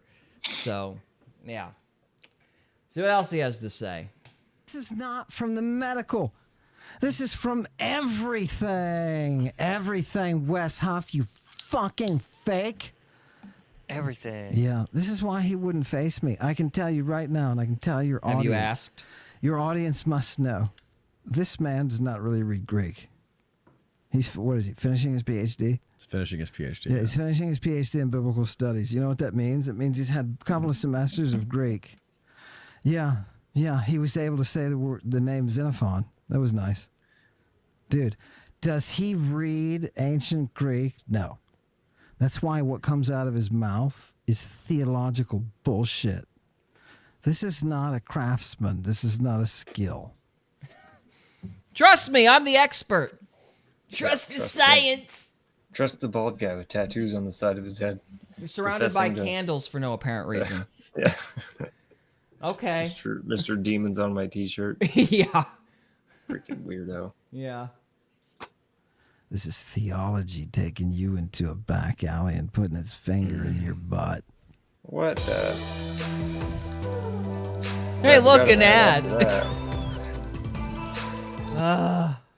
Yeah. And that's why he wouldn't face me. That's why he wouldn't. Let's read some Greek. Purple. Let's look at where it says Jesus ejaculated, wanted Mary to suck it down. Whoa. So who are the other authors that say that Christ is applying a drug to your eyes besides Galen? John, the apostle. Oh, where is it? Where are they? Oh God. This is the Huff of the He's West. saying it's only in a few places, and you're saying it's literally everywhere. Here, get this. Focus on the camera. Here's some Greek for you, Wes. You idiot. It's in the book of Revelation, you moron. God tells them you better Christ your eyes so they'll be opened. You're not, Wes. You don't know what you're doing. You're a second-rate biblical scholar that will go down every time to a class and says, why, Wes? Because I read those fucking texts. I love it. How do you really feel? Let me tell you. Well, I'm convinced. Sometimes I think I can feel their buttocks. You're passionate about this, aren't you? I think you? I can feel it. Well, it's what the devil gives you, man. It's what the devil gives you. Look, he's been pumped up in his pride. He thinks he's something. Does the devil now. give you drugs? Because he slaughtered copious amounts of somebody drugs? who was making stuff up. The purple. Well, guess purple. what? Lots This of is the purple. Gymnasium of the cosmos, baby. Right? You'll be taken down. You'll be taken down by somebody who knows. Right? Oh, God. Right. I love those classes. Did you talk to any classists? I would love to say, hey, why don't you get over here and start reading the text that you are. You know, Princeton just got rid of their Greek program, right? Get this guy out of my I did ear. not know that. Yeah, I think we've heard everything we got to say on that, dude. Okay, well, I'm convinced. Yeah, me too. Notice he didn't say anything about the Hebrew. And Wes's point was he's not factoring in like what the term would mean in Hebrew. It's being translated into Greek. The term Messiah is being translated as the Christ, the anointed one. And in the Jewish culture, that has a specific context. That's the difference. Yep. Well, plus, you know, Wes Huff basically tore him apart, so he started attacking Wes Huff and his person. Yeah. That's a very good point, Trevor. He went straight to the ad hominem, didn't he? Yeah. I mean, that's me calling the pot black, kettle black, because I've been assaulting this guy all night. But yeah, He's cuddling. That was his defense was, well, you're a fake. You're a phony. This guy's a phony. Yeah, this guy's a phony. Was he finishing his PhD? Yeah. Has the last 4 years not taught us credentials really don't mean that much, though? I mean, honestly. Really, right? I mean, it's the studying. And I don't... Yeah, you've been in college or school or whatever. You studied this your whole life. Well, hey, look, you have a cat. What was this, the Night of the Living Cats? Good night. It's 2-in-1 podcast. Goodness. I could go chase down the other one, but don't they like attack the cameras? So yeah, I don't have kitty headphones. Yeah. Well, anyway, yeah, I thought it was very funny that he got really mad at the word hermeneutics. That was kind of ridiculous. It's like, why are you? Yes, that's the traditional way to translate things. Why does that make you angry? Okay. It unsettles my foundation. He's non-traditional, man. Yeah, well. Yeah. If Wes Huff ever was to debate this guy, I'm pretty sure it'd be another Billy Carson instance. But I doubt he's even called to ask. Billy Carson versus Ammon Ra, whatever his name is. That would be wild. That'd be hilarious. It's like, you got to read the Emerald tablets through the purple. So they would just sit there and agree with each other the whole time. Yeah, pretty much. It'd be hilarious. All right, well, gentlemen, I think that's all we have for this evening. Any final thoughts? No, sir. Final thought. Ready to wrap it up. What about you, Trevor? Huh? You got any final thoughts? No, I'm good. All right, well, we'll give you one more dad joke. You want a dad joke? No, I don't want one, but it's tradition, so make it fast. Okay. Crap. You know what? That's a good one. How about this? Okay.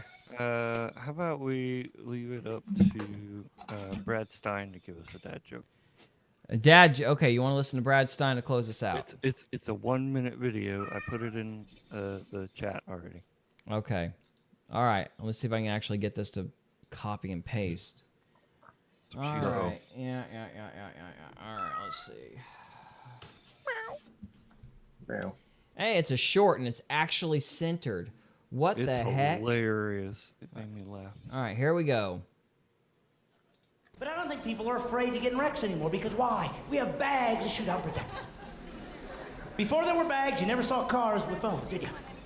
Now they shoot out from every angle. It's like people want to get in wrecks to see what it feels like.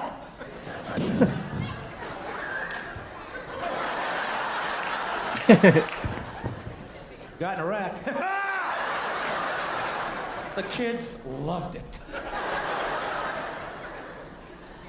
Bags shooting out. It's unbelievable. We need to take the bags out so people start paying attention. Now look at kids. I see kids everywhere. You know what? They're looking at me like I'm crazy. Why? Because I said bags. They look at me, of course, bags. Why? They have grown up in a bag world. They've never known anything but bags. They think bags were always how it was. All the cars have bags. Makes sense to have bags. I bet the Model T had bags. Wasn't sophisticated. Just a midget with a paper sack.